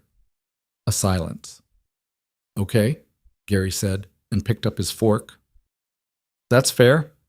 Lucas exhaled without being aware he'd been holding anything. After dinner, Gary and Ava sat in the living room while Lucas did the dishes, which he did partly because it needed doing, and partly because he wanted them to have a few minutes without him in it. He could hear them talking from the kitchen, not the words, just the rhythm of it, and it was the rhythm of a real conversation, not the performance of one. He stood at the sink with his hands in the warm water. He thought about the thing Ava had said to Gary. Lucas is someone I don't have a plan for. He turned it over. He understood the weight of that for her. He'd come to understand over these weeks that Ava Sterling moved through the world with plans the way other people moved with maps, always knowing the next turn, the contingency, the exit. The fact that she'd sat across from his father and admitted she didn't have one, and called it a choice rather than a failure, told him more than most of the things she'd said directly. He finished the dishes. He dried his hands. He stood outside the kitchen doorway for a moment, not quite entering the living room, just present at the edge of it. And Gary was saying something about the house, about the garden out back that he hadn't been able to tend the way he used to, and Ava was listening with her full attention, and Gary was talking the way he talked when he was comfortable, which was slower, with longer silences between the sentences, each one carrying actual weight. He watched his father talk to her. He watched her listen. He thought, there it is. Not a conclusion, exactly. Not a decision. Just a recognition. The kind that doesn't announce itself loudly, but arrives quietly in the middle of an ordinary moment, the way the most important things tend to arrive. He walked back into the living room. Gary looked up. Dishes done? Dishes done. You used too much soap, Gary said. I didn't. You always use too much soap. Ava was looking at Lucas from the couch with an expression that was somewhere between amusement and something warmer, and she pressed her lips together briefly, trying not to smile. And he looked at her, and he didn't try not to. Later, when the evening was over and Gary had gone to bed earlier than he used to, but later than he had in the bad months, and Lucas and Ava stood in the driveway in the warm dark, she said, He's wonderful. He'd deny that. I know, that's part of it. She turned her keys in her hand. He asked me if I knew what Lucas had given up. Lucas stilled. He said that? While you were doing the dishes, he said you were the kind of person who gave things up quietly, without telling anyone, and that most people never noticed. She looked at him. He said he noticed. He didn't say anything. The night was very quiet around them. I notice, she said, not loud, not with any production attached to it. He looked at her. I wanted you to know, she said, that I see it. The thing you put down so other people can pick something up. I see it. He had been seen before, or thought he had, and it had turned out to be something more like being observed, which was different. The difference was in what happened after. Observation was passive. What Ava was describing was something that required ongoing attention, a choice made repeatedly, a thing you had to keep deciding to do. He said, I know you do. She looked at him for a moment. Then she nodded, the way she nodded when something was confirmed. She got in her car. He stood in his father's driveway in the May dark, and the night smelled like warm earth and cut grass and the faint drift of something blooming in the yard next door. And he listened to the sound of her car until it turned the corner and the neighborhood went back to its own quiet. He stood there a little longer. Then he went inside, turned off the kitchen light his father always left on, and sat for a moment at the kitchen table where the three of them had eaten dinner, and thought about nothing in particular except how a thing could be going well, and you could almost miss it because you were waiting for it to stop. He was done waiting for it to stop. Emma met Ava on a Sunday in June, 6 weeks after the dinner at Gary's, and it happened the way Lucas had hoped it would, without ceremony, without the specific pressure of an introduction that announces itself as significant. It had not been planned. That was the thing he held on to afterward. When he turned the afternoon over in his mind the way he turned things he wanted to understand. It had not been staged. He had not sat Emma down and explained that someone important was coming over. He had not rehearsed talking points or prepared the moment. He had simply been living his life, and Ava had been in it, and one afternoon those two facts had occupied the same space at the same time. Ava had come by to return a book she'd borrowed 3 weeks earlier, a novel he'd mentioned once and she'd asked to read, which he'd taken as a good sign about the kind of person she was. She'd texted from the parking lot, I'm outside, leaving the book with you. Don't interrupt your afternoon. And he'd texted back, just come up. Emma's here, she's fine, we're making lunch. And she'd come up. He heard Emma before the door opened.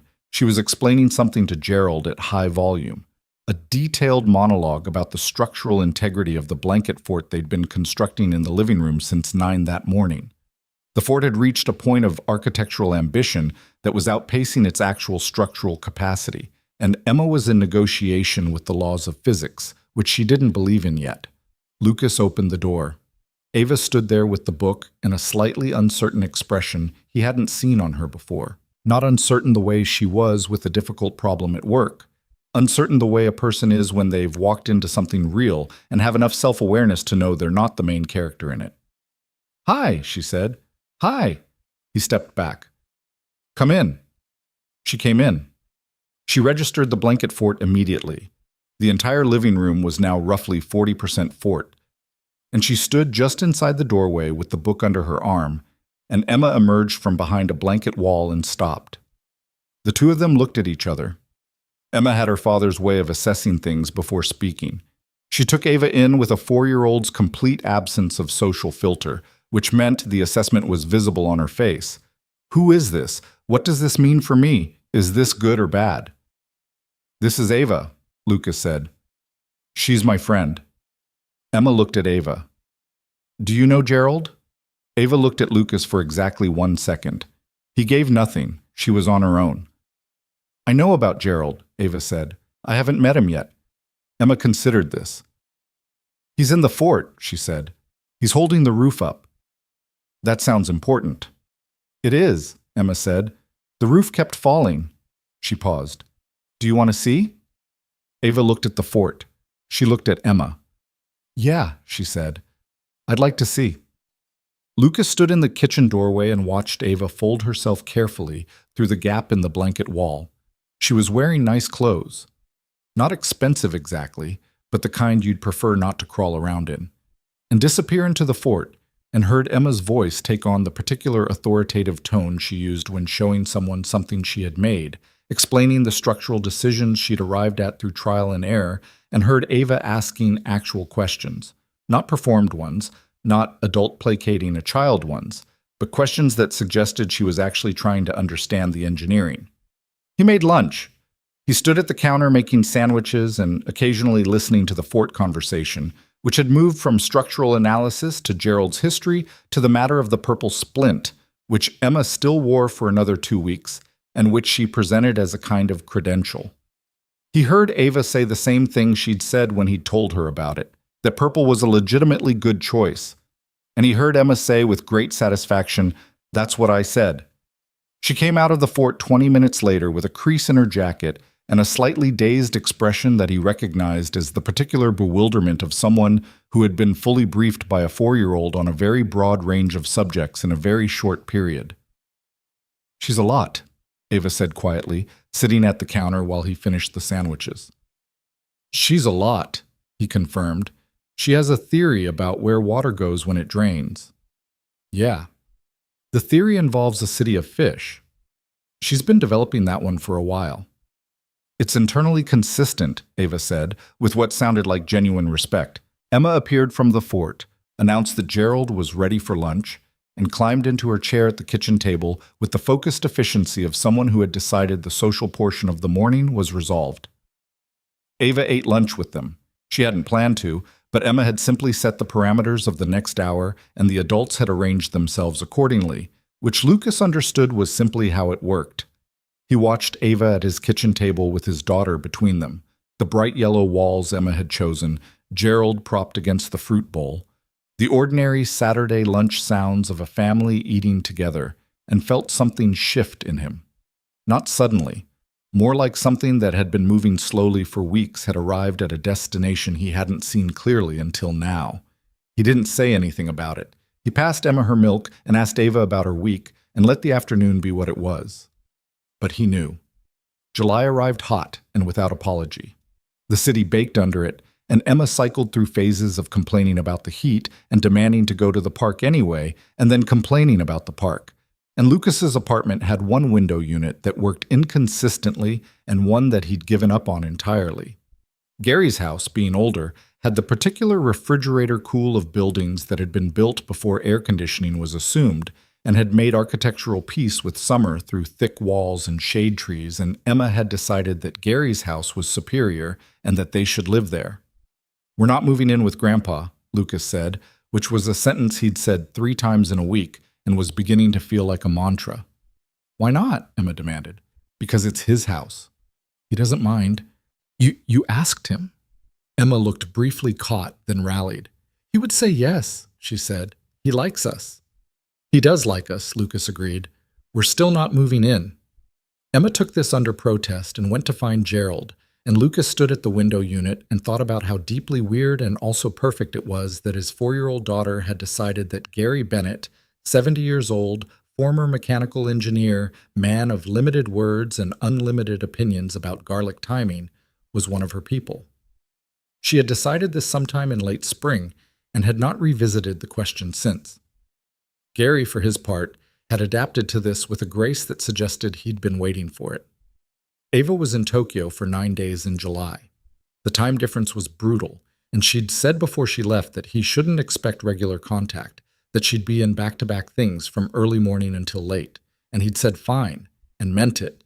And it was mostly fine except for the third day when Emma had a nightmare and couldn't settle, and Lucas spent an hour and a half on the floor beside her bed in the dark, and the apartment felt extremely quiet after, and he'd sat at the kitchen table at 2 a.m. with a glass of water and felt the specific weight of the silence. She texted at 9 the following morning his time, early evening hers, which meant she'd had the kind of day she'd warned him about. Sorry for the quiet. How's the week? He told her about the nightmare briefly, not looking for anything, just answering the question honestly. She replied, "That's a hard 2 a.m. Is she okay today?" "Fine," he wrote. "Kids bounce. Adults don't quite as fast." "No," she agreed. "They don't." She came back from Tokyo on a Thursday. She texted him from the airport. Home. Destroyed. "Rain check?" And he texted back, "Come over Sunday. Emma wants to show you the new fort. It has a second room now." She replied, "She added a room?" He said, "She's expanding." Ava sent, "I'll bring supplies." He wrote, "Don't bring..." She had already sent a photo of a package of zip ties and binder clips from an airport shop with the caption, "For structural integrity." He stared at the photo and felt something in his chest that was probably not an appropriate response to zip ties, but was the response he had anyway. The second meeting with Emma was easier, because second meetings always are, and because Emma had decided by now that Ava was worth investing in, which for Emma meant a level of informational access that she did not extend to everyone. She showed Ava the expanded fort. She explained Gerald's current emotional state, which was apparently contentment but with some mild concern about the upcoming school year. She demonstrated her knock-knock jokes, 3 of them in rapid succession, and monitored Ava's reactions with the precise attention of a comedian working out what was landing. Ava laughed at 2 of the 3. The third one she got wrong.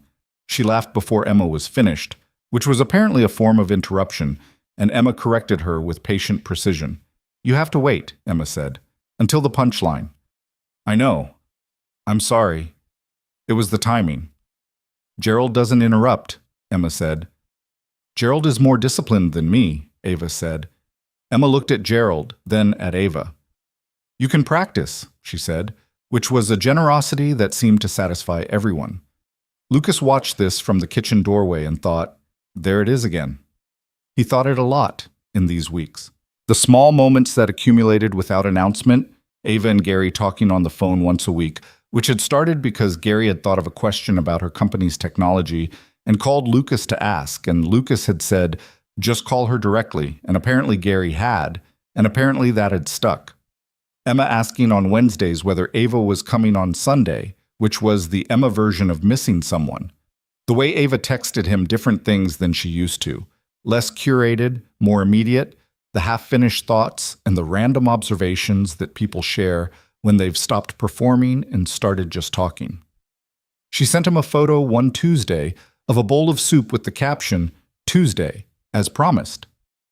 He'd sent back a photo of a plate of scrambled eggs, the soft kind, no brown parts, with the caption, "Breakfast, always."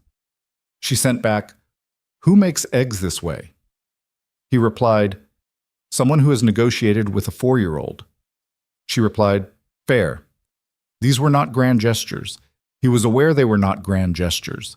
He was also aware, increasingly, that grand gestures were not the currency that mattered. What mattered were the Tuesday soups and the Sunday forts, and the moments when someone called to check in, not because anything was wrong, but because they wanted to know how the day was going. He had been alone, really alone, in the way that matters, for almost 3 years. He had not let himself notice how much space that took up until something began to fill it. And even then he noticed it cautiously, the way you notice warmth after being cold for a long time, not rushing toward it but turning gradually, letting the body adjust. August brought the first real test. Lucas's company announced in the second week of August that the facilities management department, his department, was being restructured as part of a broader operational reorganization, which was corporate language for some positions were being eliminated, others were being redefined, and the whole thing was landing without much warning on the people who'd built their lives around the stability of those jobs. His manager called him directly, which was both better and worse than finding out in a group meeting. Better, because it was honest. Worse, because hearing it said to you specifically, with your name, had a different weight. Your position isn't being eliminated, his manager said carefully. It's being redefined. We're merging 3 departments into one consolidated division. Your experience makes you a strong candidate for the senior coordinator role, but I want to be honest with you. There are other candidates, and the process is going to take 4 to 6 weeks. 4 to 6 weeks of not knowing, of knowing there was a decision coming and not knowing which way it was going to go. Lucas thanked him. He said he understood. He drove home and picked up Emma from Janet's and made dinner and sat at the kitchen table after Emma was in bed and did the math. The senior coordinator role paid more. The restructured version of his current role, if that's what he ended up with, paid less. His rent was fixed. Gary's PT copays were not covered by insurance, and that gap came from somewhere. Emma's school had a fee increase starting in September. He was not in trouble. Not yet. But the margin he'd been operating on was thin enough that 4 to 6 weeks of uncertainty had an actual weight. He didn't call Ava that night. He thought about calling her. He picked up his phone twice. But there was something in him that resisted, the old self-sufficiency, the thing Gary had built into him without quite meaning to, that you managed your problems yourself, that you didn't bring your weight to someone else's door unless you had to. He told himself he was protecting her from worry she didn't need to carry. He told himself it wasn't her problem.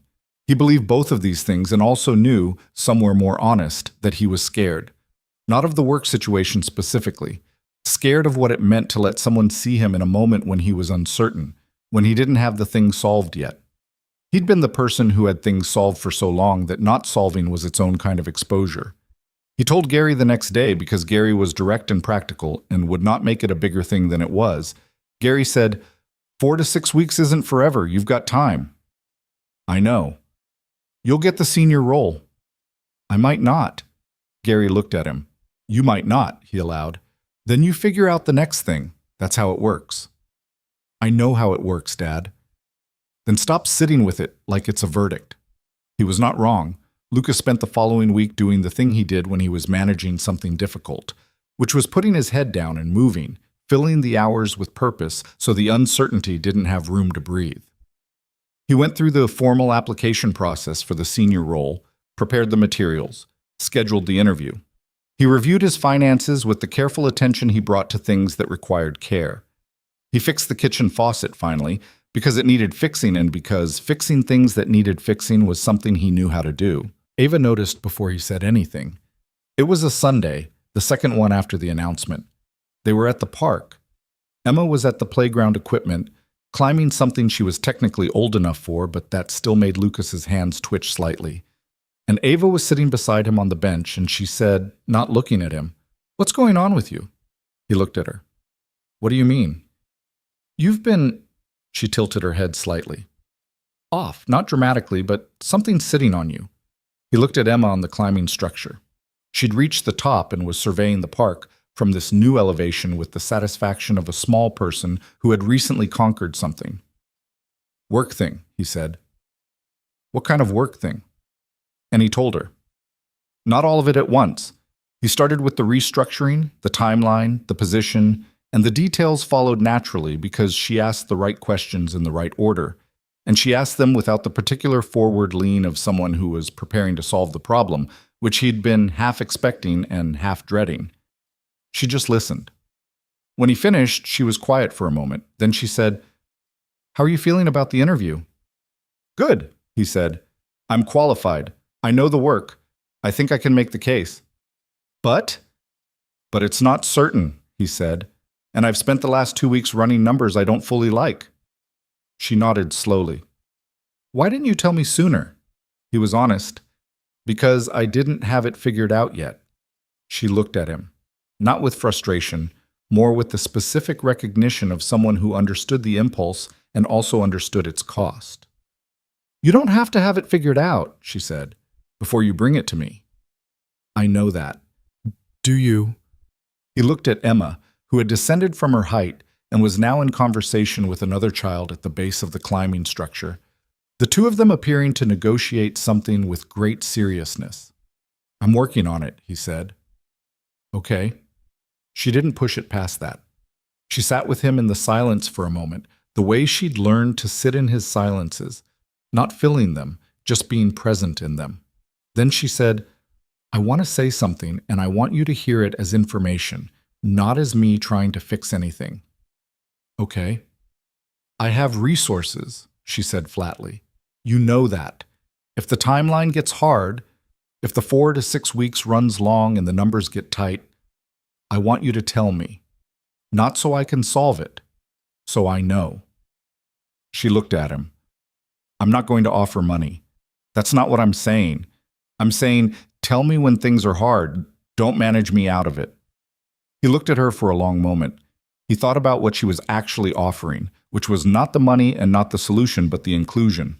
The refusal to be protected from the hard parts of his life. She was asking to be in it, not around it, in it. Okay, he said. Okay? Yeah. He held her look. I'll tell you. She nodded. Then she looked back at the playground, where Emma had apparently concluded her negotiation and was now headed back toward them at pace, something cupped in her hands with the exaggerated care of a person transporting something fragile and important. Dad, Emma announced, arriving breathless. That boy found a bug. He let me hold it. She opened her hand slightly to display, briefly and carefully, what appeared to be a very ordinary beetle. It's a good bug. It is a good bug, Lucas said. Emma looked at Ava. Do you want to see? Ava leaned forward and looked into Emma's cupped hands. That's a good bug, she said seriously. I named him Steve, Emma said. That's a good name. He has to go back, Emma said. He lives here. She looked at the bug with a brief, sincere regret. Bye, Steve. She walked to the edge of the path, crouched down, and carefully set the beetle in the grass, watching it until it moved. Then she stood, brushed her hands on her shorts, and came back to the bench and climbed up between them with the practical economy of a small person who had done what needed doing and was now ready for whatever came next. She sat between them in the warm August afternoon. She didn't ask for anything. She just sat there, and Lucas felt her weight against his side the way he always felt it, solid and particular and his, and he felt Ava shift slightly on his other side to make room for Emma's feet, and the three of them sat in the sun with the park around them and the ordinary sounds of a Sunday afternoon. He did not make a thing of it, but he noticed it. He put it somewhere careful. The interview for the senior coordinator role was on a Thursday morning in the 3rd week of August. Lucas wore the blazer, the same one from the blind date, which he'd dry cleaned twice since and which still fit the way it was supposed to. He'd slept adequately the night before, which was better than he'd expected. Emma had wished him luck that morning with a seriousness that suggested she understood something significant was happening, even if the specifics were beyond her current interest. Gerald says good luck too, she said at the door. Tell Gerald I appreciate it. He knows, Emma said. He's been watching. The interview was with 3 people, his manager, the incoming division head, and someone from HR who was there to ensure the process was documented. It lasted an hour and 15 minutes. He answered the questions he'd prepared for, and 2 he hadn't. He talked about the work the way he actually felt about it, which was that good facilities management was invisible when it was working, and the job was to keep it working so thoroughly that nobody ever had to think about it. He said that he'd built his career around solving problems before they announced themselves, and that the restructuring was itself a systems problem. Multiple teams with different workflows needed to be integrated without losing what made each of them functional. and he'd been thinking about how he'd approach it. The division head asked him to talk through that approach. He did. Afterward, he drove to Gary's house because he'd told Gary the interview was that morning, and Gary would want to know, and because sitting alone in his apartment afterward would be its own kind of difficulty. Gary made coffee, left hand and right, managing, and they sat at the kitchen table, and Lucas gave him the summary, and Gary listened and then said, "You talked about the work." "That's what they asked about." "Some people don't," Gary said. "Some people talk about themselves." "You talked about the work." "That's right." Lucas wrapped his hands around his mug. "We'll see." "Yes," Gary said. "We will." He lifted his own mug. "The coffee's good today." "The coffee's always good." Gary made a face that meant, "You're just saying that." But he looked satisfied. Lucas texted Ava from the driveway. "Done. Think it went okay. Not certain, but okay." She replied in 4 minutes. "That's all you can ask for. How are you?" He wrote back, "Better than I was 2 hours ago." She sent, "Good. That matters too." He sat there in his truck in his father's driveway in the August heat, his blazer folded on the passenger seat, the old engine ticking as it cooled, and thought about how much of his life happened in this truck, in transit between the people he was responsible for and the things he was trying to do. It had always felt like a solitary space, the space between. His. He found he wasn't alone in it the same way anymore, not because someone was sitting beside him, but because the space between places had started to feel connected instead of separate. Like a thread ran through it from his apartment to Gary's house, to the park, to Emma's school, to a woman who texted him from Tokyo and sent photos of Tuesday's soup. And the thread was not a burden. It was the thing that made the distance between points feel like a route rather than just a distance. He got the senior coordinator position 2 weeks later. His manager called on a Thursday afternoon, the same day of the week as the original call, which he didn't notice until later, and gave him the news in the same careful tone, but this time careful in the other direction, the way you deliver good news to someone who's been holding their breath. He thanked his manager. He sat at his desk for a moment. Then he called Gary, because Gary was first, because Gary had been waiting since August, and Gary said "good" in a single syllable with everything it contained. Then he texted Ava, "Got it." She replied in under a minute, "I know you did." He wrote, "You didn't know." She replied, "I knew." He wrote, "That's not how certainty works." She wrote back, "It is for some things." He stared at that for a moment. Then he picked up Emma from Janet's, and she could tell immediately, because she always could, some calibration she had for the quality of his mood that 4 years of proximity had sharpened. And she said, "Dad, did the thing happen?" "The good thing or the bad thing?" he said. She thought about it with great seriousness. "The good thing," she decided. "Yeah, Bug. The good thing happened." She pumped her fist in the manner of a person who had seen this gesture somewhere and decided it was correct for occasions of victory. "I knew it," she said. Gerald knew it too. He looked at her. He thought about the version of himself that had sat in an urgent care waiting room alone, managing her fear by himself, with no one to hand half of it to. He thought about the version of himself that had nearly left a restaurant 30 minutes before a woman walked through the door soaking wet and had stayed for bread instead. He thought about what staying had opened. He buckled Emma into her seat, and she was already telling him something about Steve the Beetle. A new development. Apparently the beetle had been seen again, or possibly a different beetle that was also named Steve. And he listened the whole drive home, and the evening was ordinary, and he made dinner, and Emma negotiated Gerald's position, and the apartment was warm in the late summer way that meant fall was still weeks off, but already promised. When Emma was asleep, he sat at the kitchen table with the lamp on, and he did not feel alone in the quiet. That was new.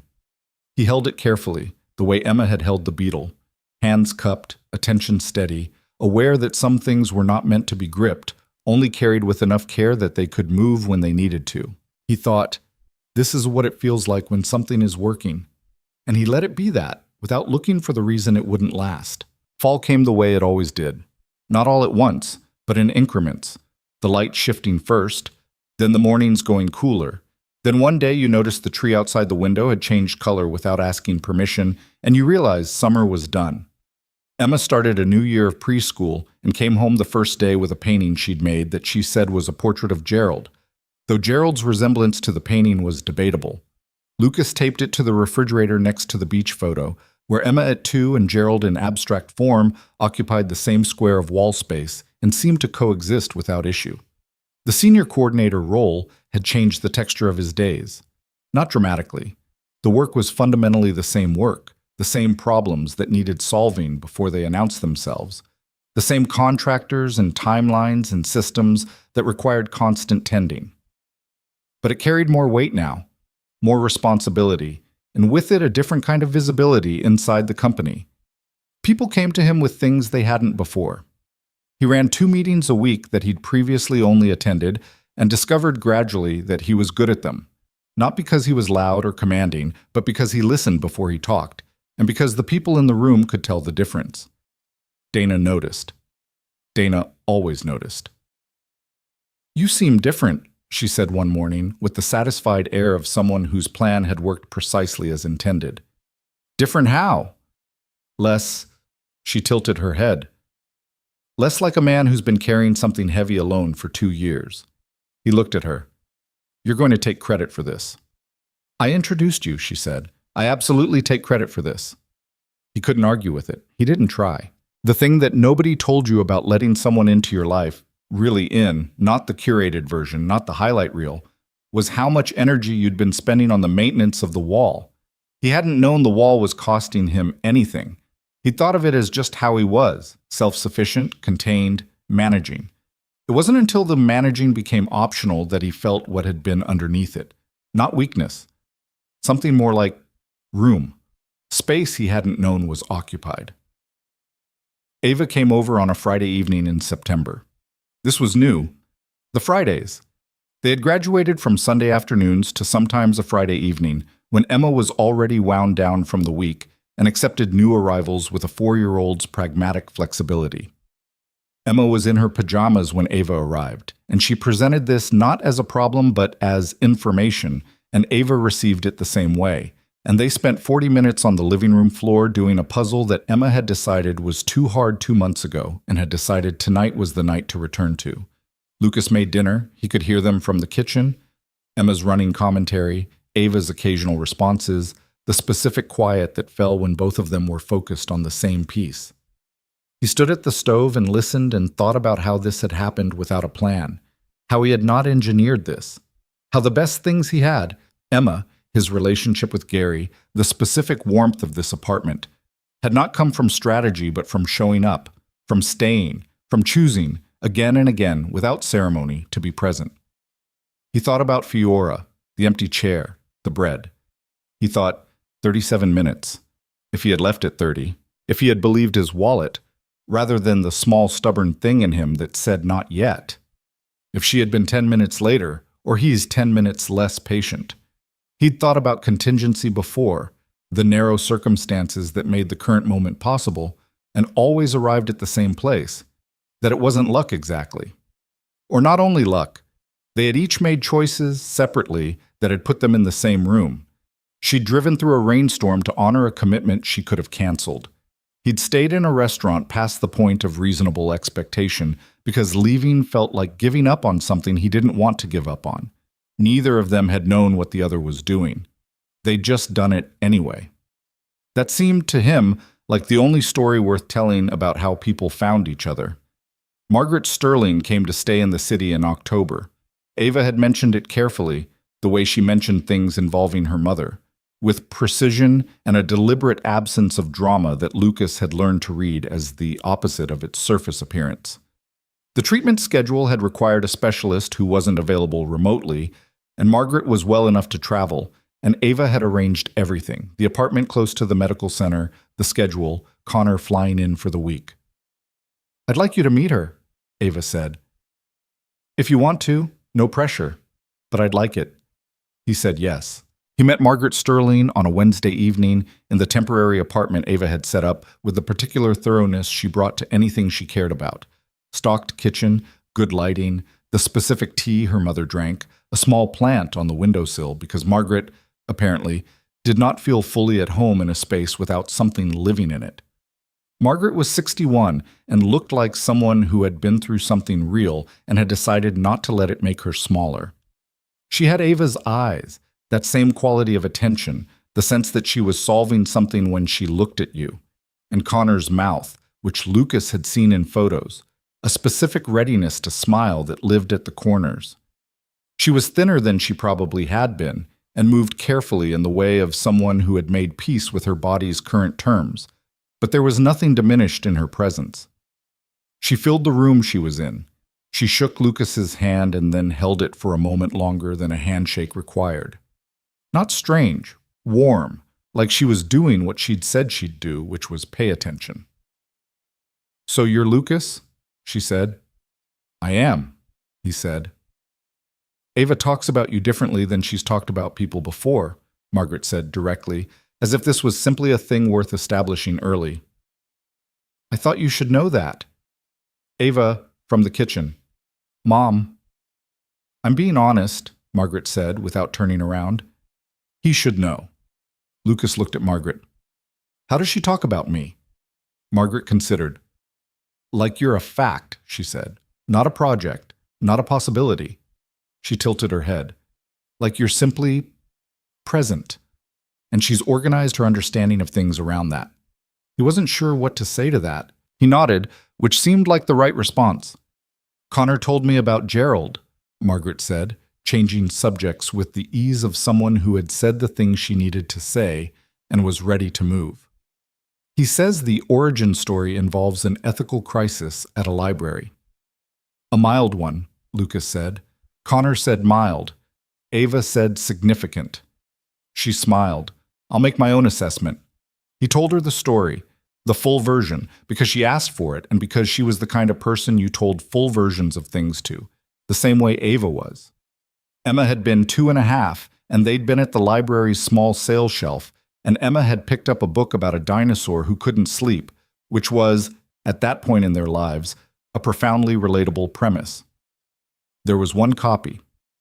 Another child had been reaching for it at the same moment. Lucas had gotten there first, and then looked at the other kid, a boy, maybe 3, who had already processed that he wasn't going to get the thing, and felt bad enough that he stood there for almost 2 minutes working through the ethics of it before Emma tugged his hand and said, "Dad, Gerald wants to come home," and the decision was made for him. "You bought the book," Margaret said. "I bought the book." "And named the dinosaur Gerald." Emma named the dinosaur Gerald based on the character in the book. And now Gerald holds the fort roof up. Gerald has had a full career. Margaret looked at him for a moment. Then she said, "You're a good father." It landed differently than it usually did when people said it. Usually when people said that to him, it felt like a compliment with a slightly performative edge, the expected thing to say to a single dad who was visibly managing. When Margaret said it, it sounded like what she'd said about Ava, like a fact, like something she'd assessed and confirmed and was now simply reporting. "I try," he said. "No," she said. "You're good at it. That's different from trying." She smiled. "You can try at something and still be bad at it. You're actually good." He stayed for 2 hours. Connor arrived mid-evening, who was younger and looser than Lucas had expected from the Connor of Ava's stories. Not because the stories were wrong, but because stories always catch a moment.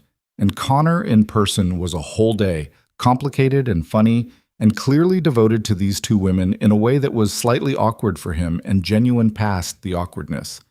He shook Lucas's hand and said, "So you're the guy," in the tone of someone who had been waiting to make his own assessment and was now doing it openly, which Lucas respected. "I'm the guy," Lucas said. Connor looked at him for a moment. "She's picky," he said. "Like, specifically picky, not generally picky." "I know." "Okay," Connor said. "Good. That's good." He nodded once, like something was settled, and then asked Lucas an entirely unrelated question about facilities management that turned out to be genuine curiosity, because Connor was apparently curious about everything, and channeled his anxiety into information gathering, which Lucas understood as a coping mechanism, and did not comment on. On the walk back to her car, Ava was quiet in the way she was quiet when she was feeling something she hadn't sorted yet. "You okay?" he said. "Yeah." She pulled her jacket closer. The October air had real teeth now. She liked you. She's easy to like back. She doesn't actually like everyone easily, Ava said. She's polite to everyone. That's different. She looked at the sidewalk. She called me after you left the room to get more water. He looked at her. She called you from the next room. She texted. Same thing. Ava half smiled. She said keep him. He was quiet for a moment. That's a good review, he said. It's the best review, Ava said. She's never said that before. She stopped walking, and he stopped with her, and she turned to look at him on the dark sidewalk with the streetlight cutting through the October cold. Lucas? Yeah. She opened her mouth, closed it, tried again. I've been thinking about something for a while. I'm not sure how to say it without it sounding like... She exhaled. I'm not good at this. The part where you say the thing directly. You're actually good at saying things directly, he said. I'm good at saying hard things directly, she corrected. This isn't hard. That's why it's harder. He waited. He gave her the time she needed, the way she'd always given him. I love you, she said. Not quietly, clearly, but without performance. Like a person stating a thing they've known for a while and have decided it's time the other person knew it too. I've been in it for a long time. I just needed to get to the place where I could say it without feeling like I was handing you something I wasn't sure you wanted. He looked at her on the sidewalk, the lamplight, the October dark. Her face, which he had been reading for months now, and which was telling him what it always told him when she was being most herself. I am here. I am not performing. This is the true thing. I love you, he said. I've been there for a while too. She breathed out. Yeah? Yeah. He held her look. I was waiting for you to be ready. Something moved across her face. A brief, visible loosening, like a muscle that had been held too long. I didn't know you were waiting. I wasn't doing it loudly. That's very you, she said. It is, he agreed. She stepped forward and he put his arms around her, and she pressed her face briefly to his shoulder, and they stood there on the sidewalk in the cold for a moment that had the quality of things that are remembered not because anything dramatic happened in them, but because they were, simply and completely, true. The year turned. Fall gave way to winter, and winter was its own set of days. Gary's house at Thanksgiving with Emma and Ava and Connor, who drove 4 hours and complained about it cheerfully the entire evening, and Margaret via video call from her own home, doing better, the latest assessment more optimistic than the one before. Lucas had cooked the turkey. Gary had supervised. Emma had decided that the stuffing was the best part of Thanksgiving and had built her plate accordingly, and Ava had caught Lucas's eye across the table, and there had been a look between them that required no translation. December was Christmas lights and Emma's school pageant, in which Emma played the role of a snowflake with the focused commitment of someone taking on a dramatic lead, and Gary in the second row of the audience with the expression of a man who would not cry and was absolutely going to cry. Lucas sat beside him and did not mention it. Ava sat on his other side, and she did cry, without any particular effort to hide it, which was new. He'd learned over months that she did this, let feeling show on her face when she felt something, and that it was not performance but its opposite. She felt things and let them be visible, and there was a courage in that he'd come to deeply respect. Winter passed. Spring came back. 1 year from the night at Fiora. He had not made a plan about the anniversary, had not actually thought of it in those terms until Ava texted him a week before the date. A year ago next Saturday. I keep thinking about it. He'd written back. So do I. She'd said, Can I give you something? He'd written, You don't need to give me anything. She'd replied, I know I don't. Can I anyway? He said yes. She came over on the Saturday, the exact date. He'd checked later, and he was right. It was the same date. The spring had come back with rain, which seemed appropriate, and Emma was at Gary's for the afternoon at Emma's own request, which she had pressed for with a persistence that suggested either Gary had said something to her, or she simply understood more than they gave her credit for, which was increasingly likely. The apartment was quiet. Ava came in from the rain. Not soaked this time. She had an umbrella, but damp at the shoulders, and her hair had curled slightly, the way it did in wet weather, and she was carrying a small paper bag and looked at him in the doorway with an expression he recognized as the one she had when she'd been thinking about something for a long time. They sat at the kitchen table. He made tea, the kind she liked, which he kept now in the cabinet with the things that were his, because that was how it had quietly become. She set the paper bag on the table between them. "It's not expensive," she said preemptively. "I want to say that before you open it. It's not a money thing. It's a—" She paused. "It means something. I need you to know that before." He looked at her. "Okay. Open it." He reached into the bag and took out a small frame. Simple wood, clean, the kind of thing that didn't call attention to itself. Inside the frame, on a small piece of cardstock in Ava's handwriting, 4 words. "You have kind eyes." He sat with it for a moment. He turned it in his hands. He read it again, not because he hadn't read it the first time, but because he wanted to let it land all the way. He thought about walking into Fiora and sitting alone for 37 minutes. He thought about reaching for his wallet. He thought about a door opening and rain-soaked air, and a woman who had looked across a full restaurant and walked directly toward him without hesitation, and had stood at the edge of his table and said, instead of the apology he'd been bracing for, something he hadn't expected at all. He thought about what those 4 words had actually contained. Not a compliment, or not only a compliment, an observation, a specific noticing from a person who had spent years surrounded by people who were carefully watching themselves, of something in him that had not been performed, that had simply been present when he'd thought no one was looking. He'd been disappointed, sitting in that restaurant. He'd been tired and let down and ready to leave, and he had not made it her problem, not because he was noble, not because he was trying to be anything, he just hadn't seen the point. The disappointment was his. It didn't need to go anywhere. He had not known, sitting there, that someone was about to walk through the door and notice exactly that. "I've thought about why you said it," he said. "Since the beginning. What made you say it right then?" Ava rested her hands on the table. "I was bracing for anger," she said. "I told you that. I'd kept someone waiting for 37 minutes, and I expected to pay for it." She looked at him. "And instead you looked at me like you were just relieved, like the disappointment dissolved the second you had someone to talk to. And I thought—" She shook her head. "I'd never seen anyone do that before. Just let it go, not perform letting it go. Actually do it." "I didn't think about it," he said. "It just seemed like the thing to do." "I know," she said. "That's the whole point." He set the frame down on the table between them and looked at it. 4 words. The handwriting was careful. She'd taken time with it, he could see that, the way the letters were deliberate without being rigid. "It reminds me of something," he said. "What?" He thought about how to put it.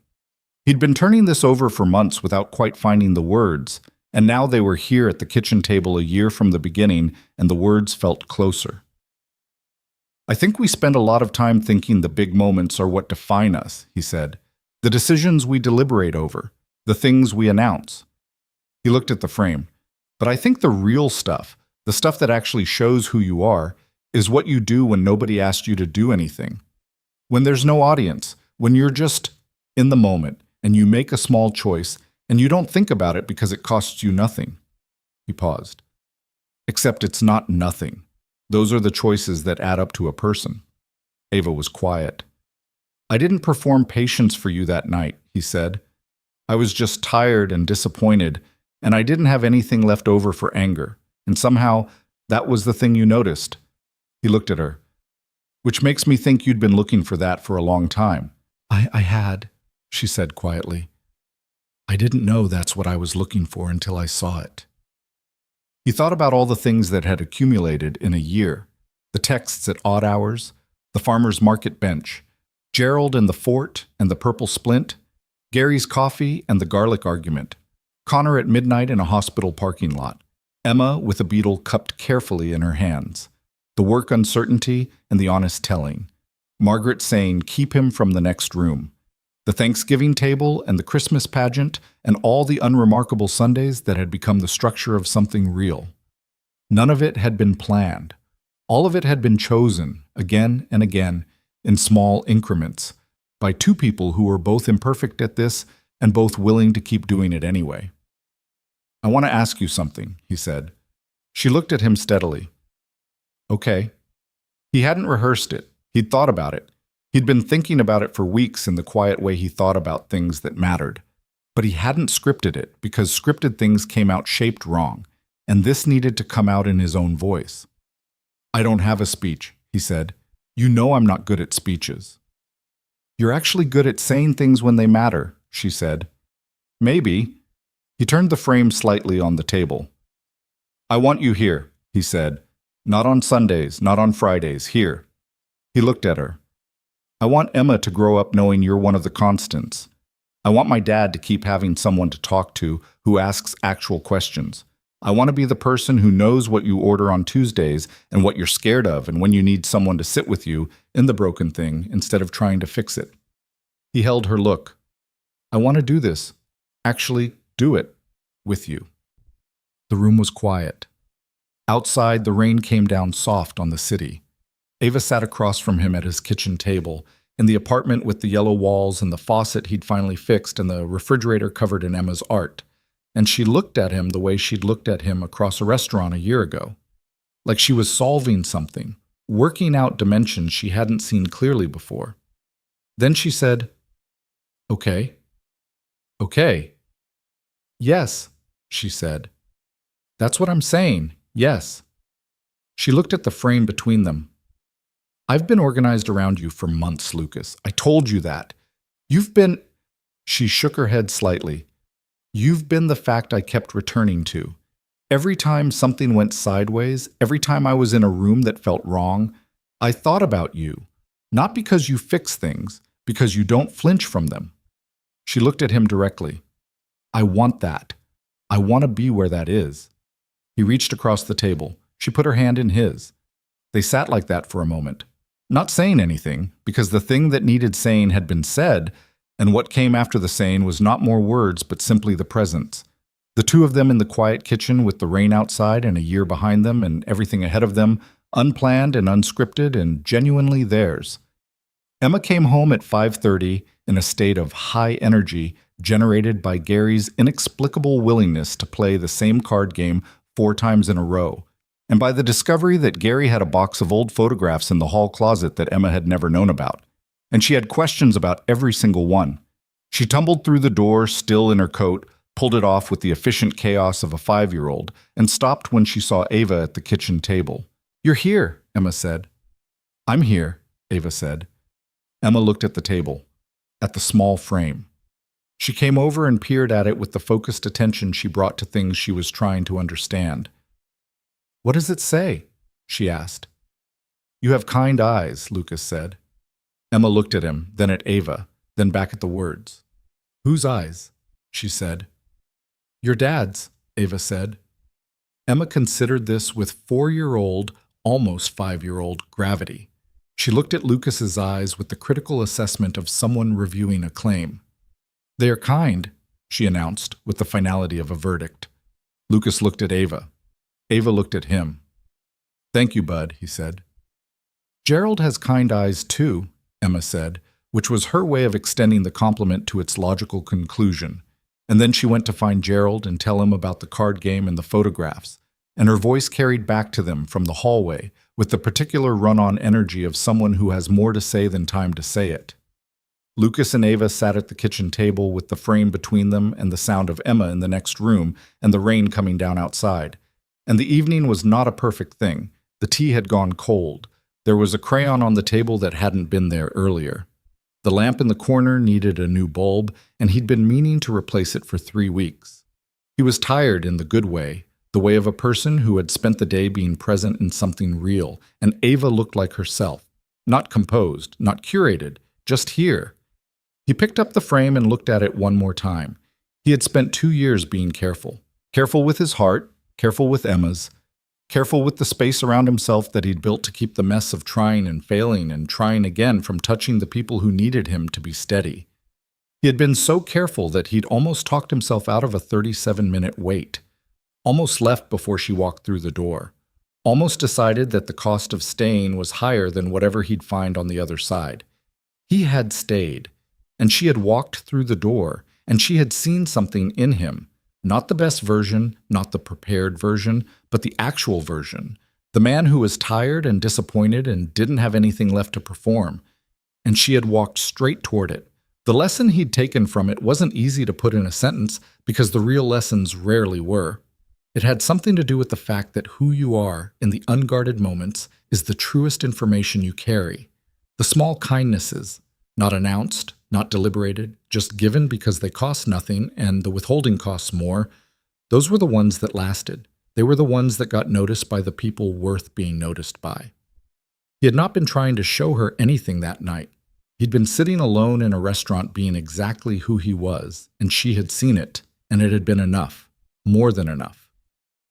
He set the frame down in the center of the table, where the lamplight fell on it. Emma's voice came back from the hallway. "Ava, Gerald wants to show you something." Ava raised her eyebrows at Lucas. He raised his back. She pushed back her chair and went. He sat for a moment alone at the table, listening to the sound of his apartment, Emma's voice, Ava's response, Gerald presumably presenting whatever needed presenting, the rain on the glass, the building settling around all of it. He thought about his father, who had made him coffee for 32 years and called it nothing. He thought about Emma, who had cupped a beetle gently in her hands and said goodbye to it by name.